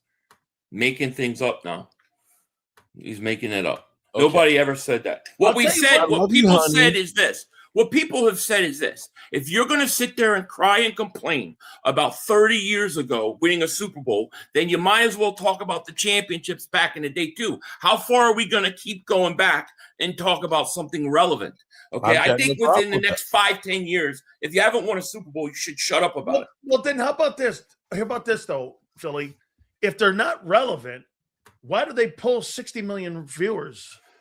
I'm not saying that because people hate the Cowboys and people love them. They got a lot like of Notre fans. Dame. They're like Notre Dame. Notre Dame of the NFL. Okay.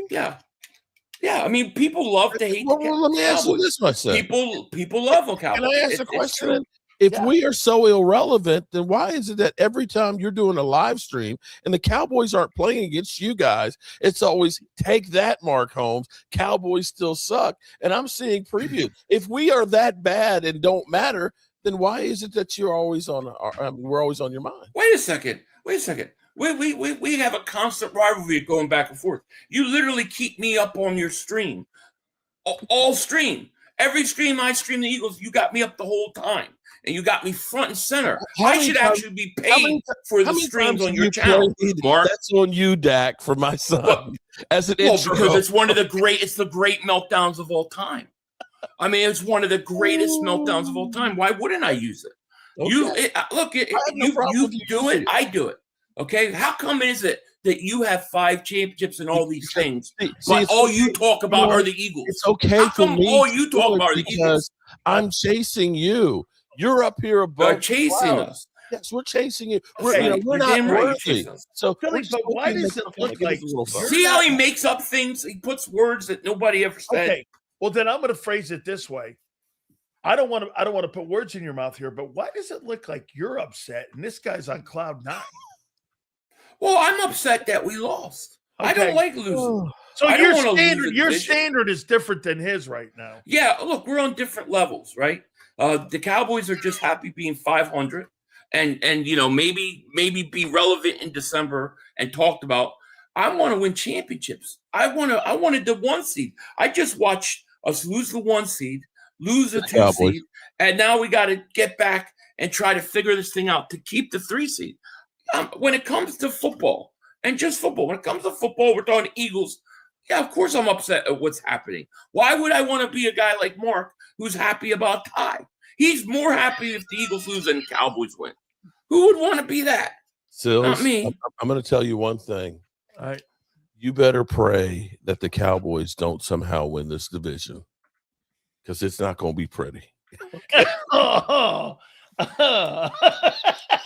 Philly, you think it's going to be pretty if they? To me, it's going to be in one way. Look, I'd rather either win this division, go 4 in the playoffs, or lose this thing and let's get a new coach. If Dallas wins the division, you're not going to the playoffs. No, well, that's what I'm saying. But you're going to fire the coach. I don't think he survives. Wow. Fire the coach and get a new quarterback. Why would he survive? If you miss the playoffs, why would he survive that? That's 2 meltdowns in 3 years. That tells me that this guy can't stop anything goes bad, he's done. He's not That's a problem what it tells solver.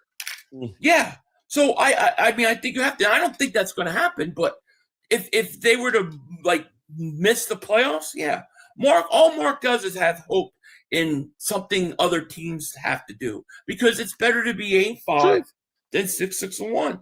And I get to worry about my team, and that's right. But he'll do 80 videos a day on the Eagles and Philly 500. Okay, let me go here with you. I'll keep you guys one more here. Speak that truth, Silz. What's your take on the Eagles pulling off an ugly win against the Raiders? Hey, Philly, if they win 13-10, are you going to be satisfied with that? No, I'm going to be very worried. Very worried. I think this needs to be a you blow them out. Win. Oh yeah. After 3 straight losses, if you come out and you win 14-10, something like that, I think we got big problems. We might win the division, but it ain't going anywhere. I want him to win convincingly. I want him to beat Washington. I want him to start getting some confidence back. Maybe going to Buffalo, pull a big upset, and feel good about going into the playoffs. That's what I want them to do. I think a struggling against the Raiders is a bad sign. Very bad. I've got this here for Philly, and you tell me, Mark, if you think I'm right on this. Here's the last one here, guys. I made a prediction earlier on the program. I don't think Jalen Hurts is the starting quarterback in the Philadelphia Eagles at the start of the 2027 season. You buy that, Philly? Say that again. I made a prediction that if things keep rolling the way they're rolling, Hurts won't be the starting quarterback at the start of the 2027 season. 2027. Yep.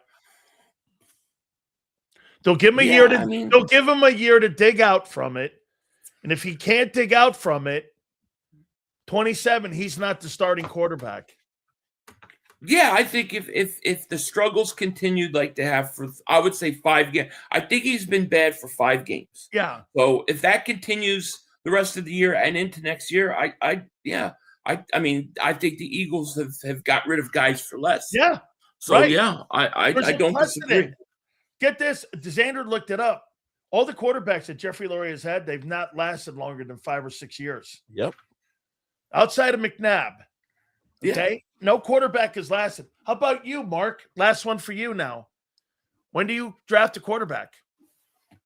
Well, you got Dak this year, next year, and well, do you draft him next year then? Do you draft a quarterback? I think not this year. I think you look at it next year.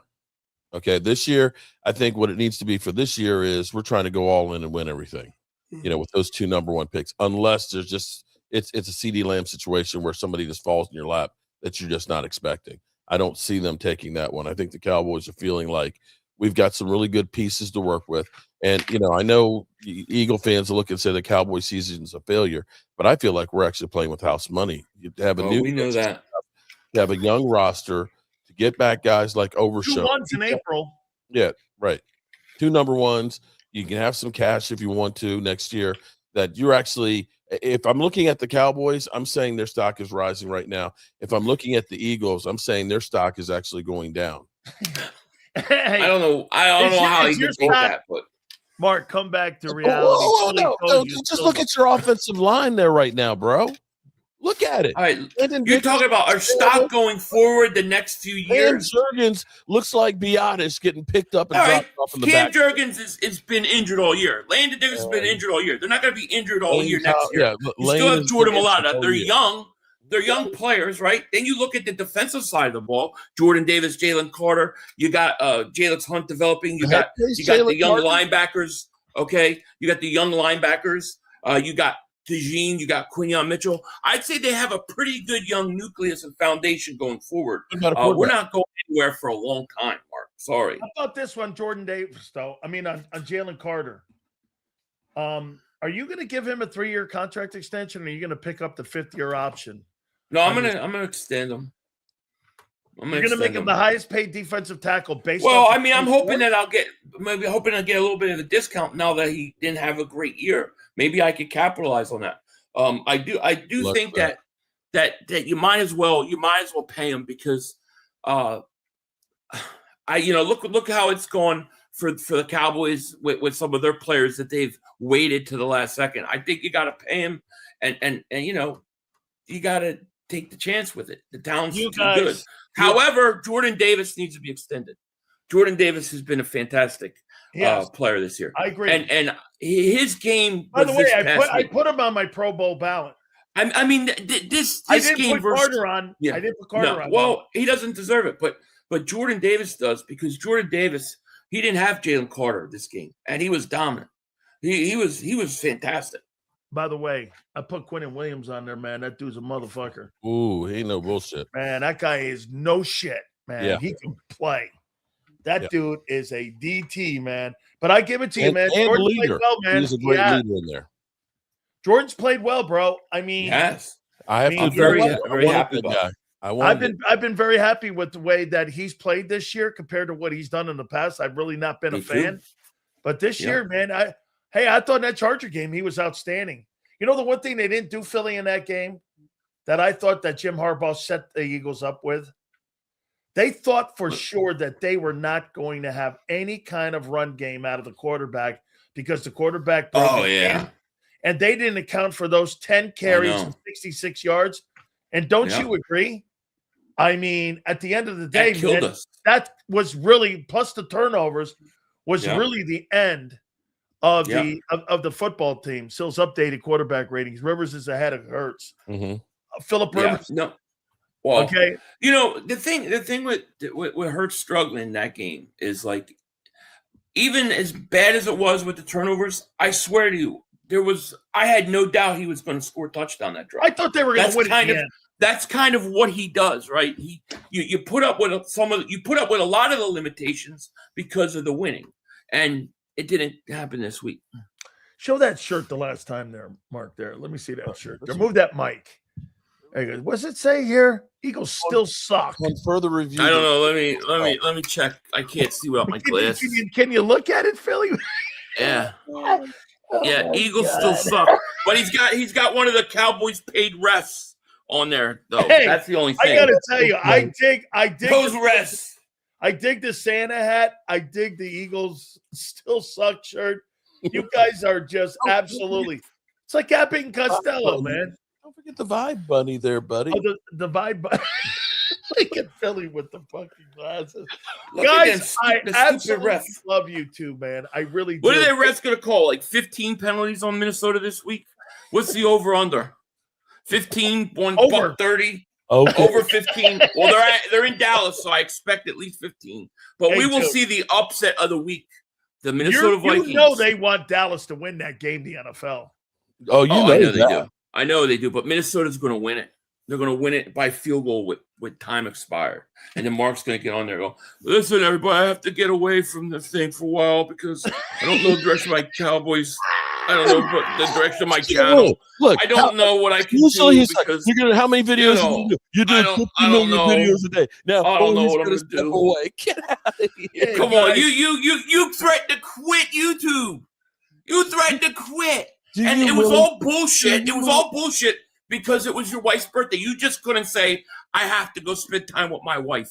Just be honest and say, I have to go spend time with my wife. Stop with the bullshit. Mark, come on. Here we go. Here we go. Here we go. Whoa, here we go. Hey, real quick, what'd you guys think of the Hard Knocks? Dry.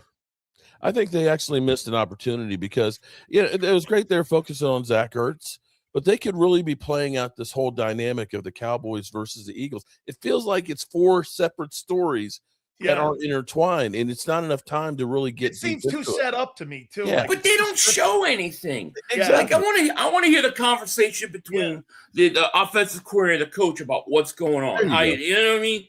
I don't know. Those are the kind of things I want to see.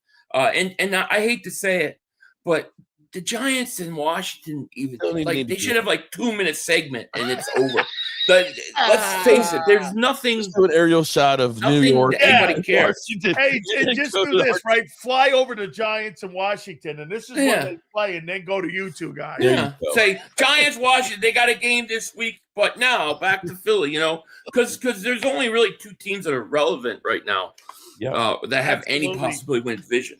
Guys, you've been spectacular with your time, and I really appreciate you guys, man. Make sure you check out Mark Holmes and his sex bunny, and make sure you check out his channel, and make sure you check Philly out here, man. That's right. Check me out too. Those are now officially Dak glasses, right? These are the Dak glasses. Yeah, this is what turned Dak's season around right here.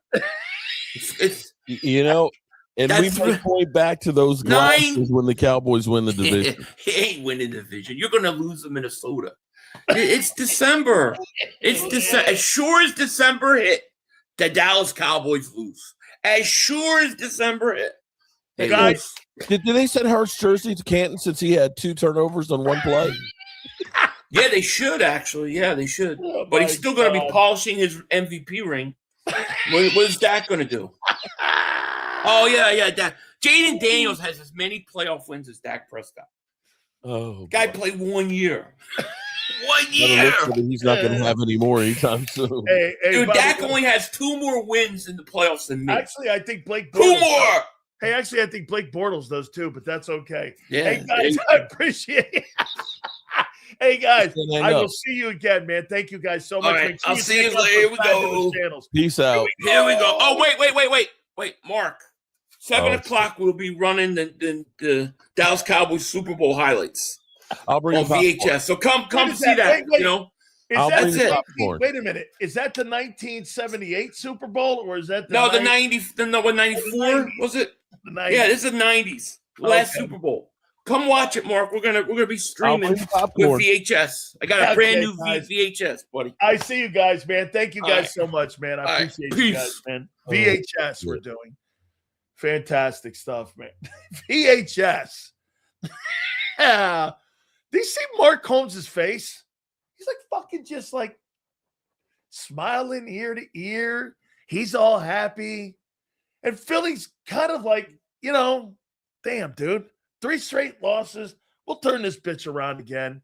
But here's Mark. He's just all like gleeing, and he's just sucking all of you in too. I'm quitting YouTube. Yeah, okay. Yeah, okay. I'm quitting. He's just pulling Eagle. Eagle fans are so good when it comes to getting riled up. I think you're actually better than Cowboy fans on getting riled up. Because here's the one thing I'll tell you about the Cowboys, man. Okay? Here's the one thing about the Cowboy fans. The Cowboy fans know it. The Cowboys don't have to win a championship to be relevant. The Eagles have to. Think about that for a minute. The Dallas Cowboys are probably the only team next to Notre Dame that don't have to win a championship. Notre Dame hasn't won a championship in 37 years.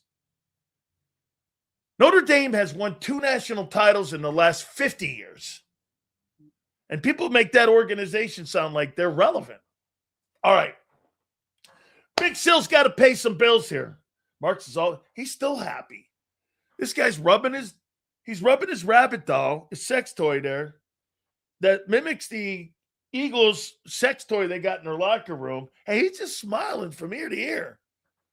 Does he know something we don't know? All right, let's pay some bills here. Morgan & Morgan, the number 1 injury law firm in all of America for a reason. Last 30 years, this company has protected people across this great country of ours, making sure that if you're ever injured on the job, they will make sure you and your family is well represented. With over $30 billion, like I said, in recovery, this is what Morgan & Morgan is. If you're ever hurt on the job, please take my advice on this. I've known the Morgans for over 25 years. Make sure you check them out. Thousands of attorneys from coast to coast. Go to forthepeople.com/Big Silz or pound law 529. That's forthepeople.com/Big Silz or pound law 529. And do me a favor. You tell them Big Silz sent you. There's a reason Detective Johnson is the gossip king. Oh, did you hear? Jackie and Tom? Are getting a divorce? Sad. Well, I heard that Ashley... Had work done on her face?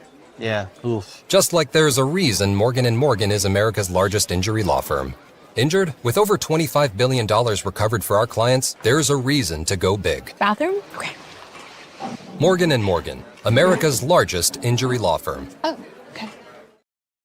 Ignite your nights with free live entertainment daily, only at Live Casino and Hotel Philadelphia's Center Bar. 7 days a week, enjoy some of the region's top party bands, performers, and DJs as they take the stage in the heart of the casino action.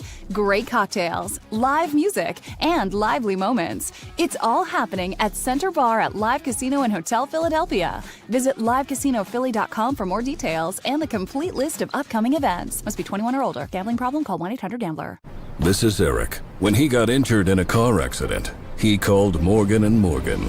He not only gets a lawyer, he gets trial lawyers like Sam and Jessica who are in it to win it. He gets his own investigators with briefcases, leather ones.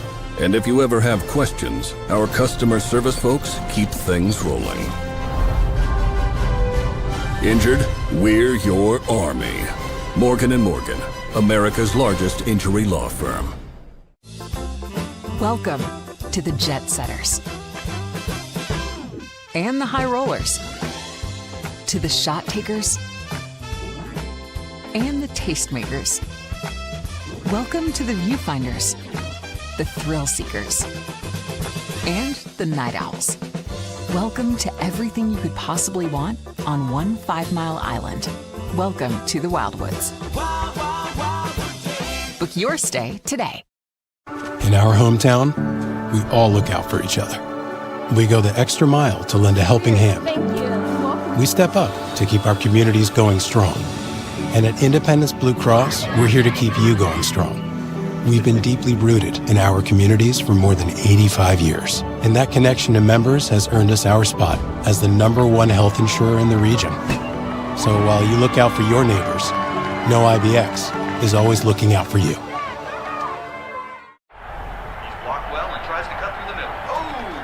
Your gut says Miami is going to win and you should take the over. Your gut also said your NFT selfies would only go up in value. They didn't. But your head is on Sports Grid and knows the QB is in concussion protocol. The backup has a 45 QBR against the zone coverage. The New York D has the most sacks in the league. So yeah, trust your head. It's smarter to be on Sports Grid. EAGLES. Eagles.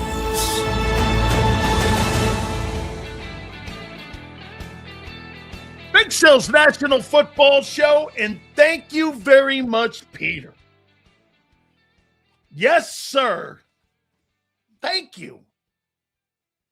Been in this a little bit. I think those guys are great. By the way, one of the most viewed segments of the week every week is Battle Royale. And I got to tell you this, putting both these guys on, Xander Khan and I kicked this thing around getting Cowboy and because we wanted to get it like a Cowboy segment on too, because that's the big rival in the division. Wasn't anything to get anybody pissed off or anything, but this thing's turned out better than what I thought. Hit the like button, guys. I appreciate it. And thank you, Peter, very much. Absolutely. Okay? You know, and get this. Here's my favorite ding-dong that's in here. He's a genius. Look, I was born in England. Wow. Is that funny or stupid? I'm probably going to say stupid. So because it's you, it's stupid. So it's not quite funny because you're not really funny. You're stupid. Most of your takes are stupid. No, most of them, all of them are stupid. Because you're a ding-dong glazed donut. Hurts is the greatest. And yet everybody in the city hates the guy now. Everybody in the city hates the guy. Yes, stupid can be funny. You know, ding-dongs are funny. And he's a funny ding-dong. His takes are stupid, though. He's the ding-dong. Silz, get those guys doing a road trip And Jason's called Miata. Yeah. Hey, Einstein, who's first in the East? Oh, wow. Wow. Congratulations. Ding dong. Who's first in the East? Kind of raise your standards there, kid. Okay? Raise your standards a little bit, huh? So, let's talk about one of the topics of the day. Should the Eagles draft a quarterback, according to Jeremy Fowler, and begin the process of replacing Hurts? I got to take a look at that. Let me get the exact wording of Jeremy Fowler. Let's see here. Fowler. I'm going to get the wording exactly. Here he is, Jeremy Fowler. I got to get this. This guy's got like 200,000 people here. Okay. Let's see here. Top 10 quarterbacks from Ooh, what's this?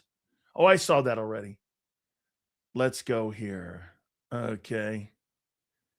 That the Eagles would be in the process of looking for a starting quarterback. Eagles are now 15-27 when Lane Johnson doesn't play. Interesting. Okay. Let's see here. Oh, here it is. Wow.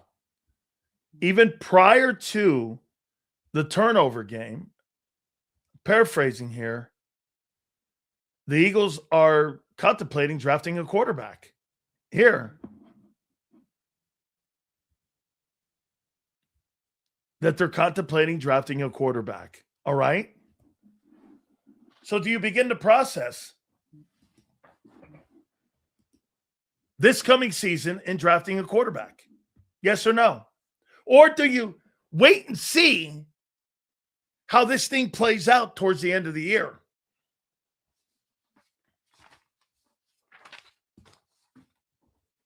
I say you draft a quarterback. I say you draft one. Silz, do you remember what happens when the Glazers' cars aren't at one Buck place? If they lose tomorrow night, the cars might be there, not there on Friday. Let me tell you something. If that fucking team loses to the Atlanta Falcons like they lost to the New Orleans Saints, Todd Bowles is going to lose his job. If they lose the South to Carolina, and they just gave him a 3-year contract extension. Well, let me give you a little bit of an insight, and you know this too, Raymond. In 2007, the Glazers gave John Gruden a 3-year contract extension. Following year, Gruden went 9-7, I think it was, but they lost like 6 straight games. They fired him with years remaining on his deal. They fired Gruden in 2008. With the previous year, they had given John Gruden a 3-year contract extension, and they made him the highest paid coach.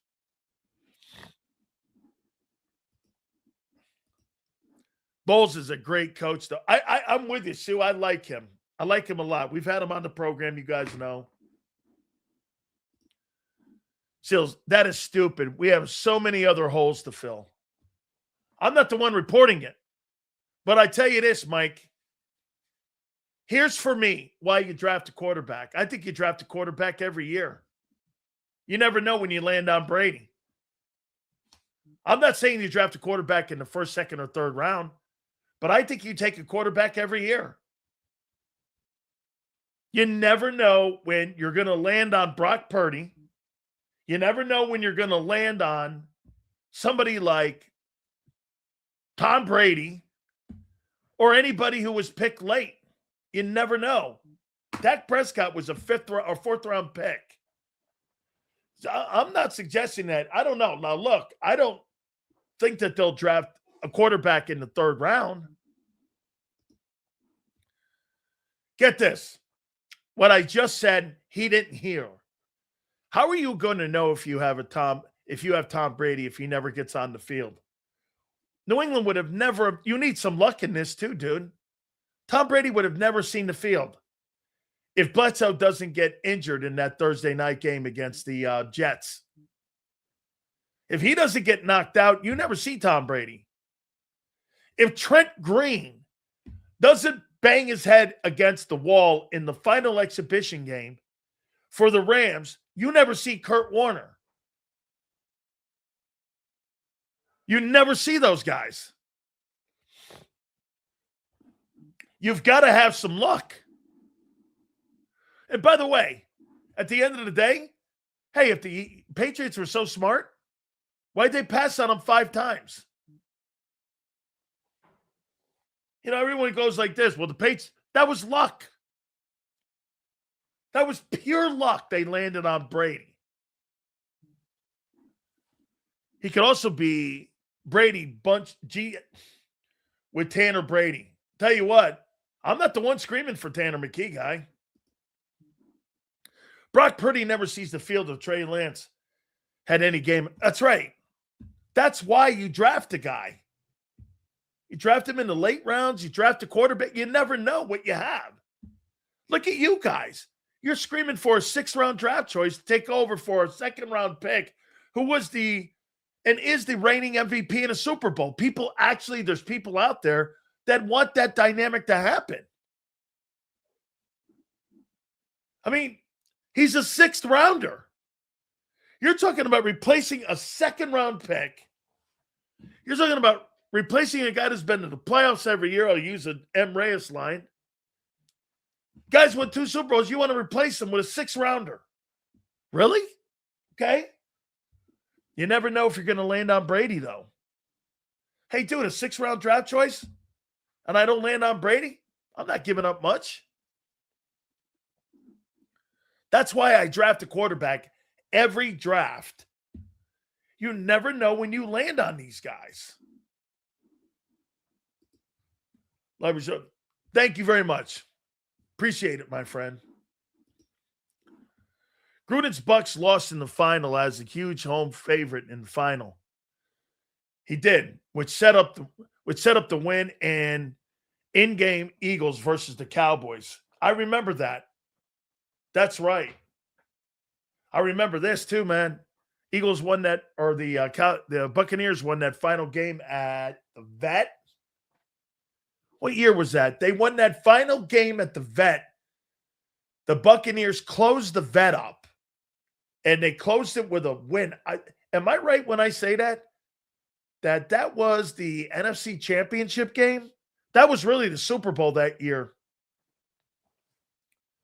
I thought that was the Super Bowl. The winner of that game was going to win the Super Bowl and beat the Raiders. They were going to win the Super Bowl. That NFC Championship game, I think that was the game that closed the Vet up.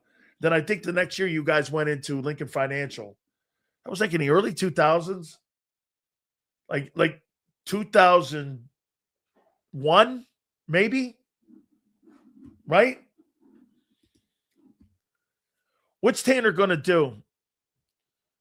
Stop all the pre-snaps and holds. Well, when you got a passing quarterback, probably nothing.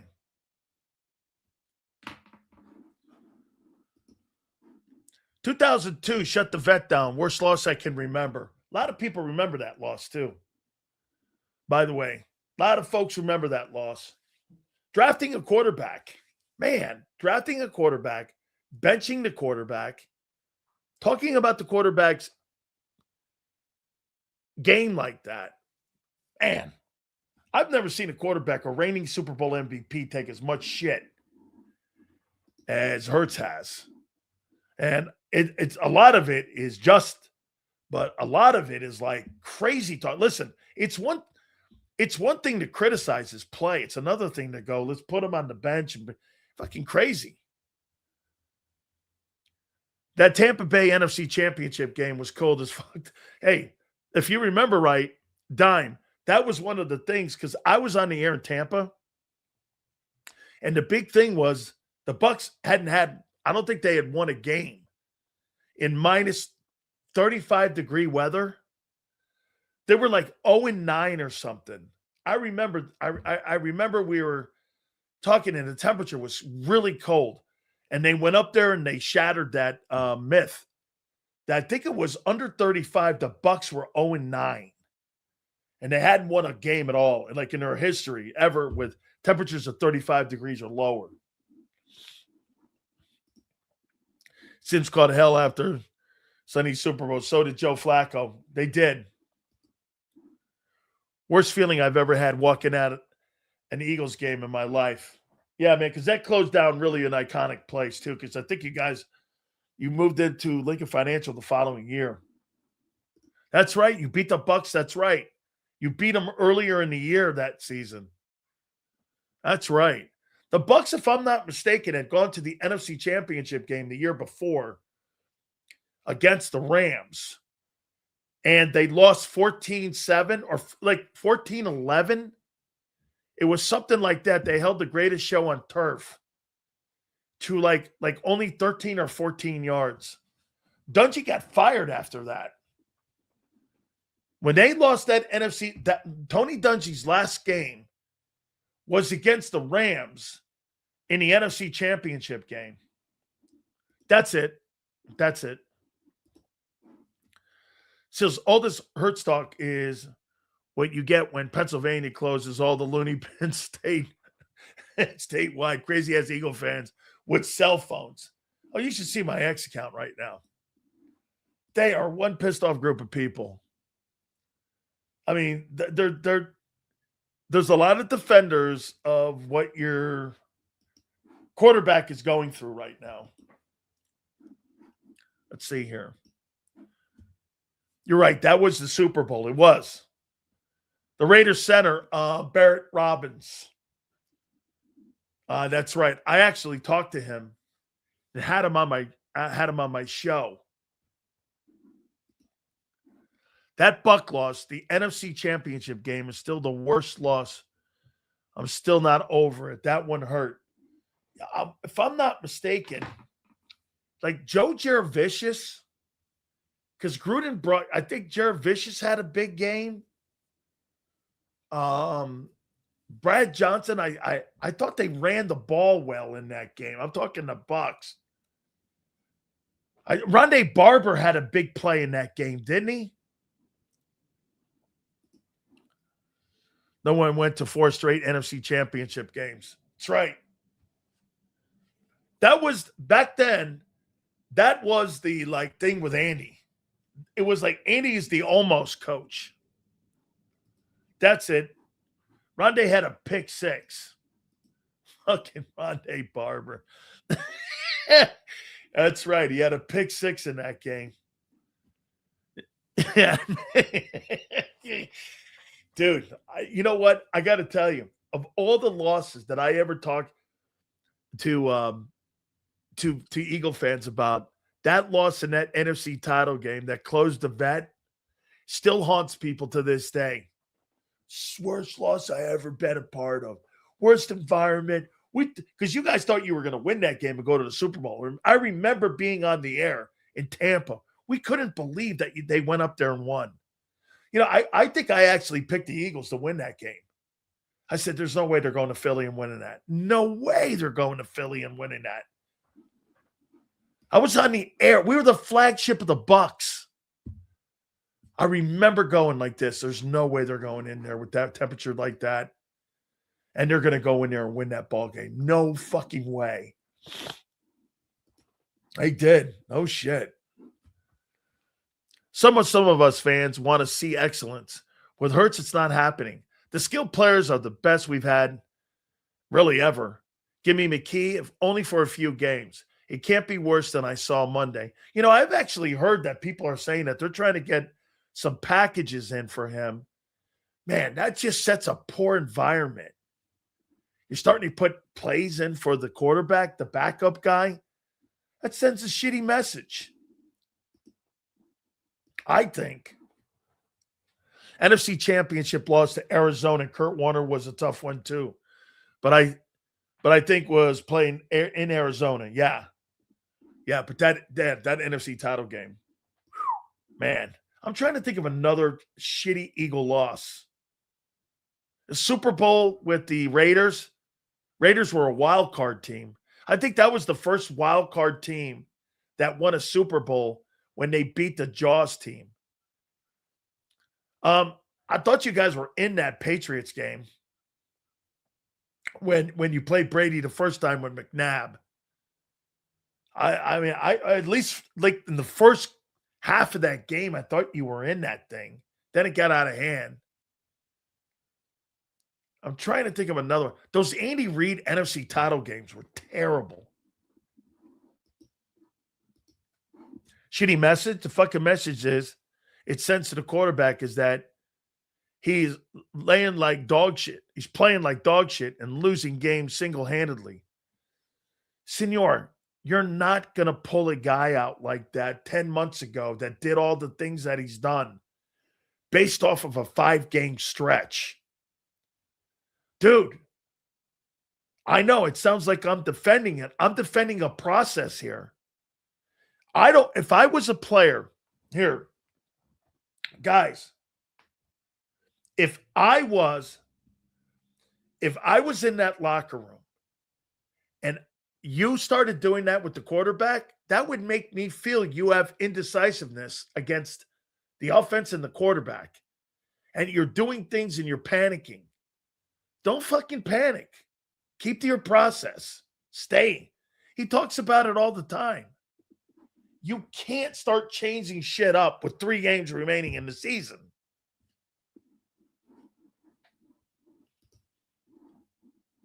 If we don't beat the Raiders, or it's ugly as shit, it's McKee time. Okay?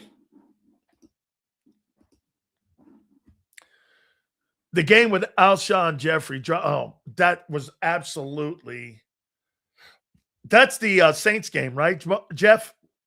That Saints game with Foles? If he caught that pass, we'd have went back-to-back.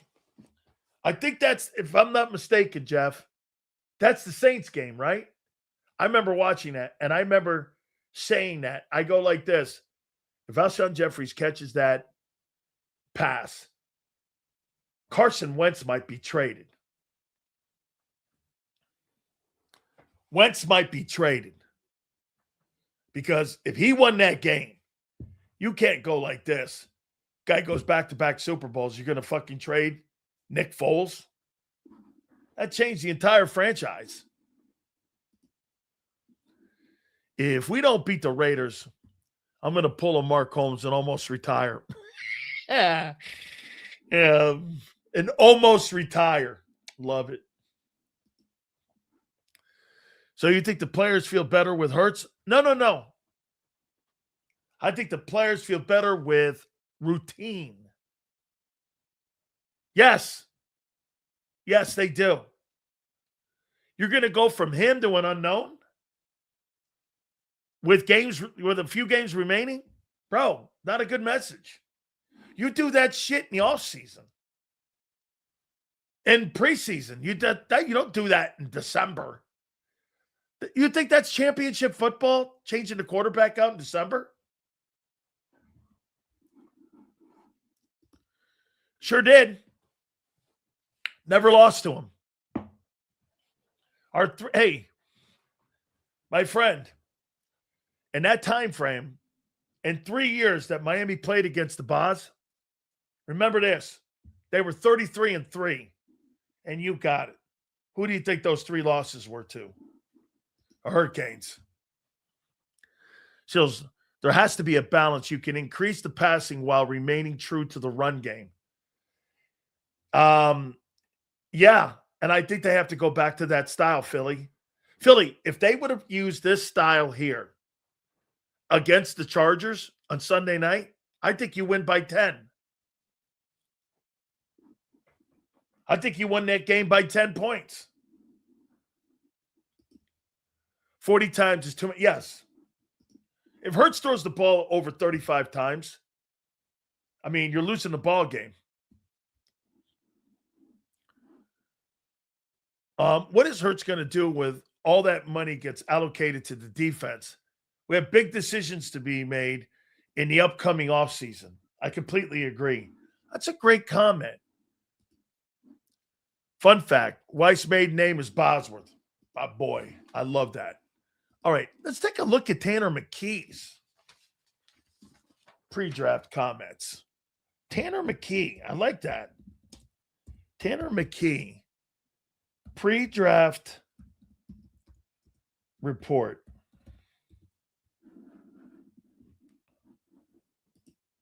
Okay.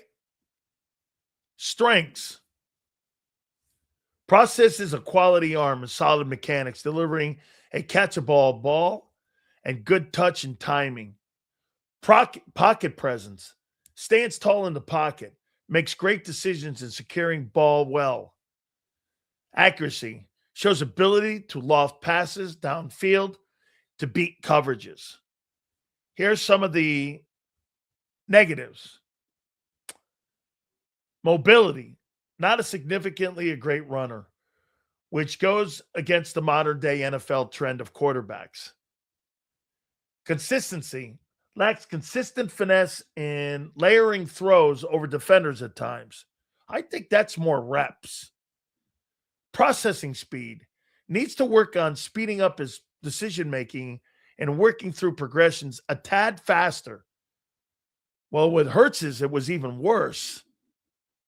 When you here, like I said, with Jalen's, that's not bad, actually. I think that's got a lot to do with reps. I do. But like I said, the scouting report for Jalen Hurts ran a 4.59. But again, get this overview. Like Tim Tebow, Hurts is a winning dual threat quarterback known for his strength and toughness and character. Tebow sucked. Hurts is a more accurate passer than Tebow. This is off the NFL.com. You're kidding me. You're comparing him to a shitty Tim Tebow? Like Tim Tebow. Hoss, I wish you would have compared me to Lamar Jackson. Like Tim Tebow, Hurts is a winning dual threat quarterback known for his strength, toughness, and character. Hurts is a more accurate passer and a better runner than Tebow, but is inconsistent in decision-making and tends to break the pocket when throws are not there. His deep ball touch and intermediate accuracy improved this year, so teams may see him as a developmental project. He struggled to beat NFL defenses from the pocket, we believe, but his ability to grind out yards on the ground can offset that. When he doesn't run, look at what this is. NFL comparison, they compared him to Tim Tebow. It's right here. His NFL comparisons, Tim Tebow. They did say rounds 2 to 3. They compared him to Tim Tebow. Strengths. He was 38-4 as a starter. Tremendous leadership qualities. Extremely tough and durable. Shows poise. Make plays late in games. Has experience in a variety of schemes. Able to step and drive and accurate velocity. Uses athleticism and his ability and strength to elude players in the pocket. Now, here's that weakness we read earlier. Has issues sustaining rhythm as a passer. With so many off-schedule throws, Coach Brown brought that up. Inconsistent patience, allowing routes to develop. Slow recognition of early throw opportunities, leaves slants and crossovers behind targets. Misses checkdowns and opts for the harder throw. Deep arm dip. Now I agree with Xander, that's improved. 4 speedsters at OU and Alabama to slow to deep throws. Needs to get better at trusting in the pocket. Quick to drop his eyes when pressure mounts. More likely to void pocket than climb. All that shit's still the same. Let me see the NFL one on Tanner. That other one was an NFL Combine one. So let's do the Tanner one.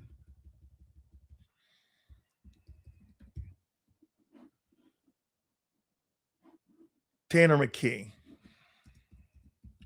I get all these reports. They send me a shit. So here's Tanner McKee. Who's he compared to?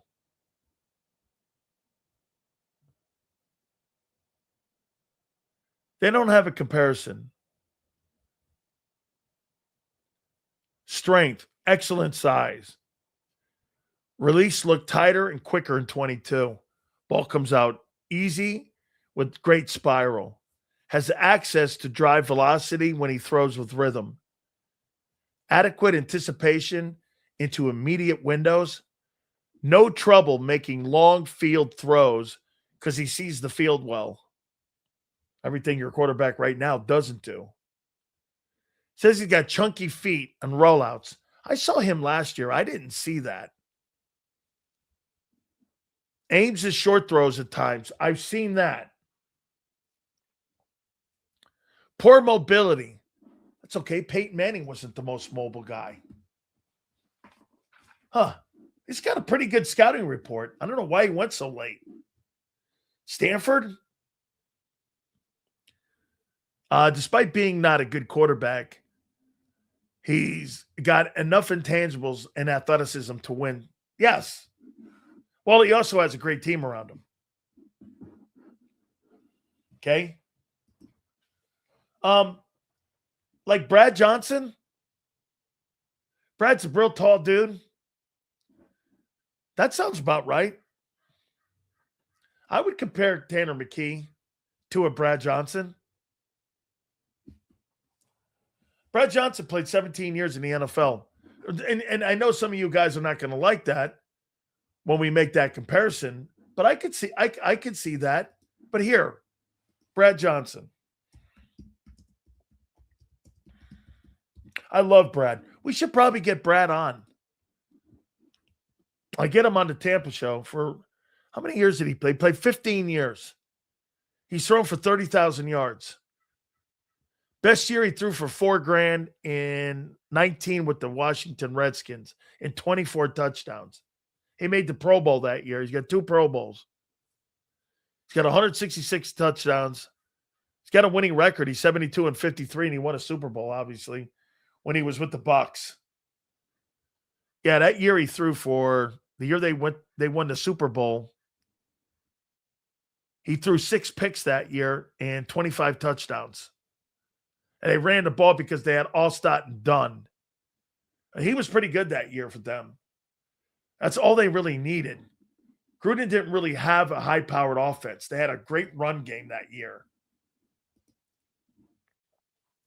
Silz, if you were the GM, how would you deal with this current situation when it hurts to paying and keeping players? I'd give him definitely a chance to dig himself out of it. He's earned that. I'm not quitting on him. No way. Not quitting on him. I'm going to give him the rest of this year and next year. Let me see how it looks. And at the end of 26, then we'll have a conversation.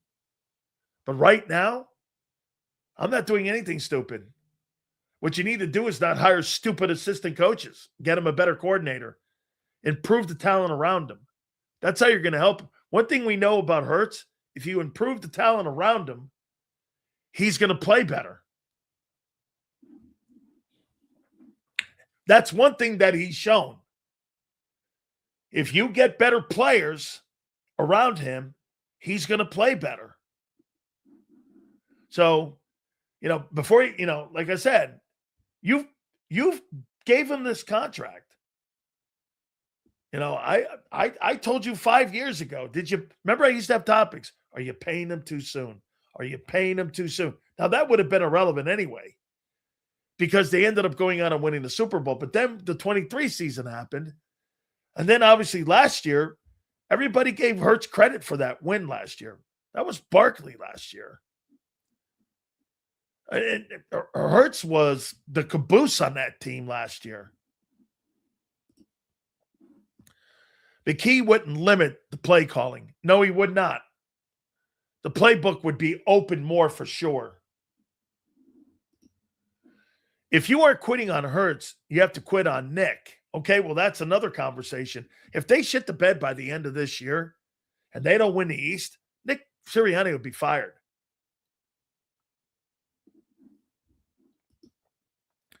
Had to pay him, it would have been more expensive. Yes. But, again, you paid him for wins. You didn't pay him for his ability. And that's why you're in this. You pay a player based on wins, you're going to lose in the end. Think about that. Don't pay a player on wins. You pay a player on his ability. Front and center. You're one of the only teams that has done that, where you paid a quarterback because he got to the Super Bowl. Jimmy Garoppolo got to a Super Bowl. You don't fucking pay him more than $17 million. You pay people based on their ability. You guys still don't get that. You think that Super Bowl really goes a long way in how you evaluate a player. It doesn't. If they don't make the playoffs, somebody's, oh yeah, that's for sure. He can't elevate anyone. I think they need to get I think the O-line has helped in that process where the team's not been great. Hey, let me pay some bills here. Big Silz here for Morgan & Morgan. No question about it, the #1 injury law firm. If you've ever been injured on the job, do me a favor, guys. Check out our great friends at Morgan & Morgan, the #1 injury law firm in all of America for a reason, and it's because they win. By the way, they don't get paid unless you win. Go to forthepeople.com/Big Silz or #529. That's for the people, FOR, forthepeople.com/Big Silz or #529. And do me a favor, you tell them Big Silz sent you. There's a reason the flappy, flaily, inflatable tube man dominated the dance-off. Throw the money in the air. Throw the money in the air. Make it rain, count it up, put it there. Just like there's a reason Morgan & Morgan is America's largest injury law firm. Injured? With over $25 billion recovered for our clients, there's a reason to go big. Morgan & Morgan, America's largest injury law firm.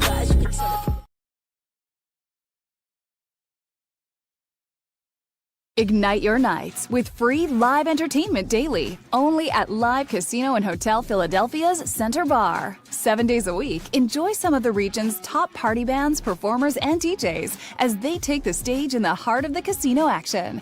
Great cocktails, live music, and lively moments. It's all happening at Center Bar at Live Casino and Hotel Philadelphia. Visit livecasinophilly.com for more details and the complete list of upcoming events. Must be 21 or older. Gambling problem? Call 1-800-GAMBLER. This is Eric. When he got injured in a car accident, he called Morgan & Morgan. He not only gets a lawyer, he gets trial lawyers like Sam and Jessica, who are in it to win it. He gets his own investigators with briefcases, leather ones. And if you ever have questions, our customer service folks keep things rolling. Injured? We're your army. Morgan & Morgan, America's largest injury law firm. Welcome to the Jet Setters and the High Rollers, to the Shot Takers and the Tastemakers. Welcome to the Viewfinders, the Thrill Seekers, and the Night Owls. Welcome to everything you could possibly want on one 5-mile island. Welcome to the Wildwoods. Book your stay today. In our hometown, we all look out for each other. We go the extra mile to lend a helping hand. We step up to keep our communities going strong. And at Independence Blue Cross, we're here to keep you going strong. We've been deeply rooted in our communities for more than 85 years. And that connection to members has earned us our spot as the #1 health insurer in the region. So while you look out for your neighbors, know IBX is always looking out for you.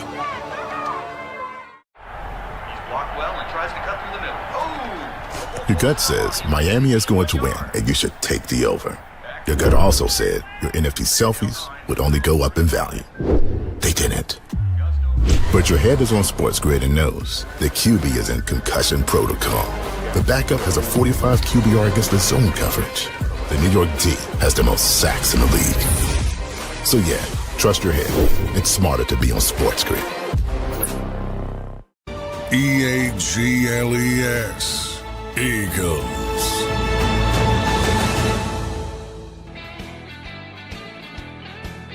Awesome, guys. Rolling towards the weekend. Tomorrow night, too, man. I mean, the Buccaneers have to win that ball game or Carolina wins the NFC South, in my opinion. So appreciate you guys. Big Z, Big Joe, thank you very much. 2 to 6 tomorrow. Please hit the like button on the way out, and we will see you on the flip side.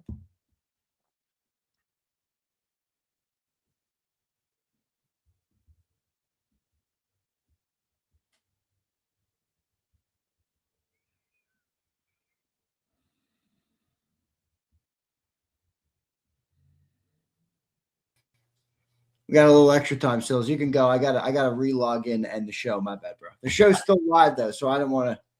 I got you. I got to log back in there. I cleared the cache. All right, dude. Later. See you later, brother. Later. All right, there's Big Sills. Let me wrap up the show here. I'll play one more spot, then I'll end it. Thanks, everybody. There's a reason Detective Johnson is the gossip king. Oh, did you hear? Jackie and Tom Are getting a divorce? Sad. Well, I heard that Ashley Had work done on her face? Yeah, oof. Just like there's a reason Morgan & Morgan is America's largest injury law firm. Injured? With over $25 billion recovered for our clients, there's a reason to go big. Bathroom? Okay. Morgan & Morgan, America's largest injury law firm. Oh.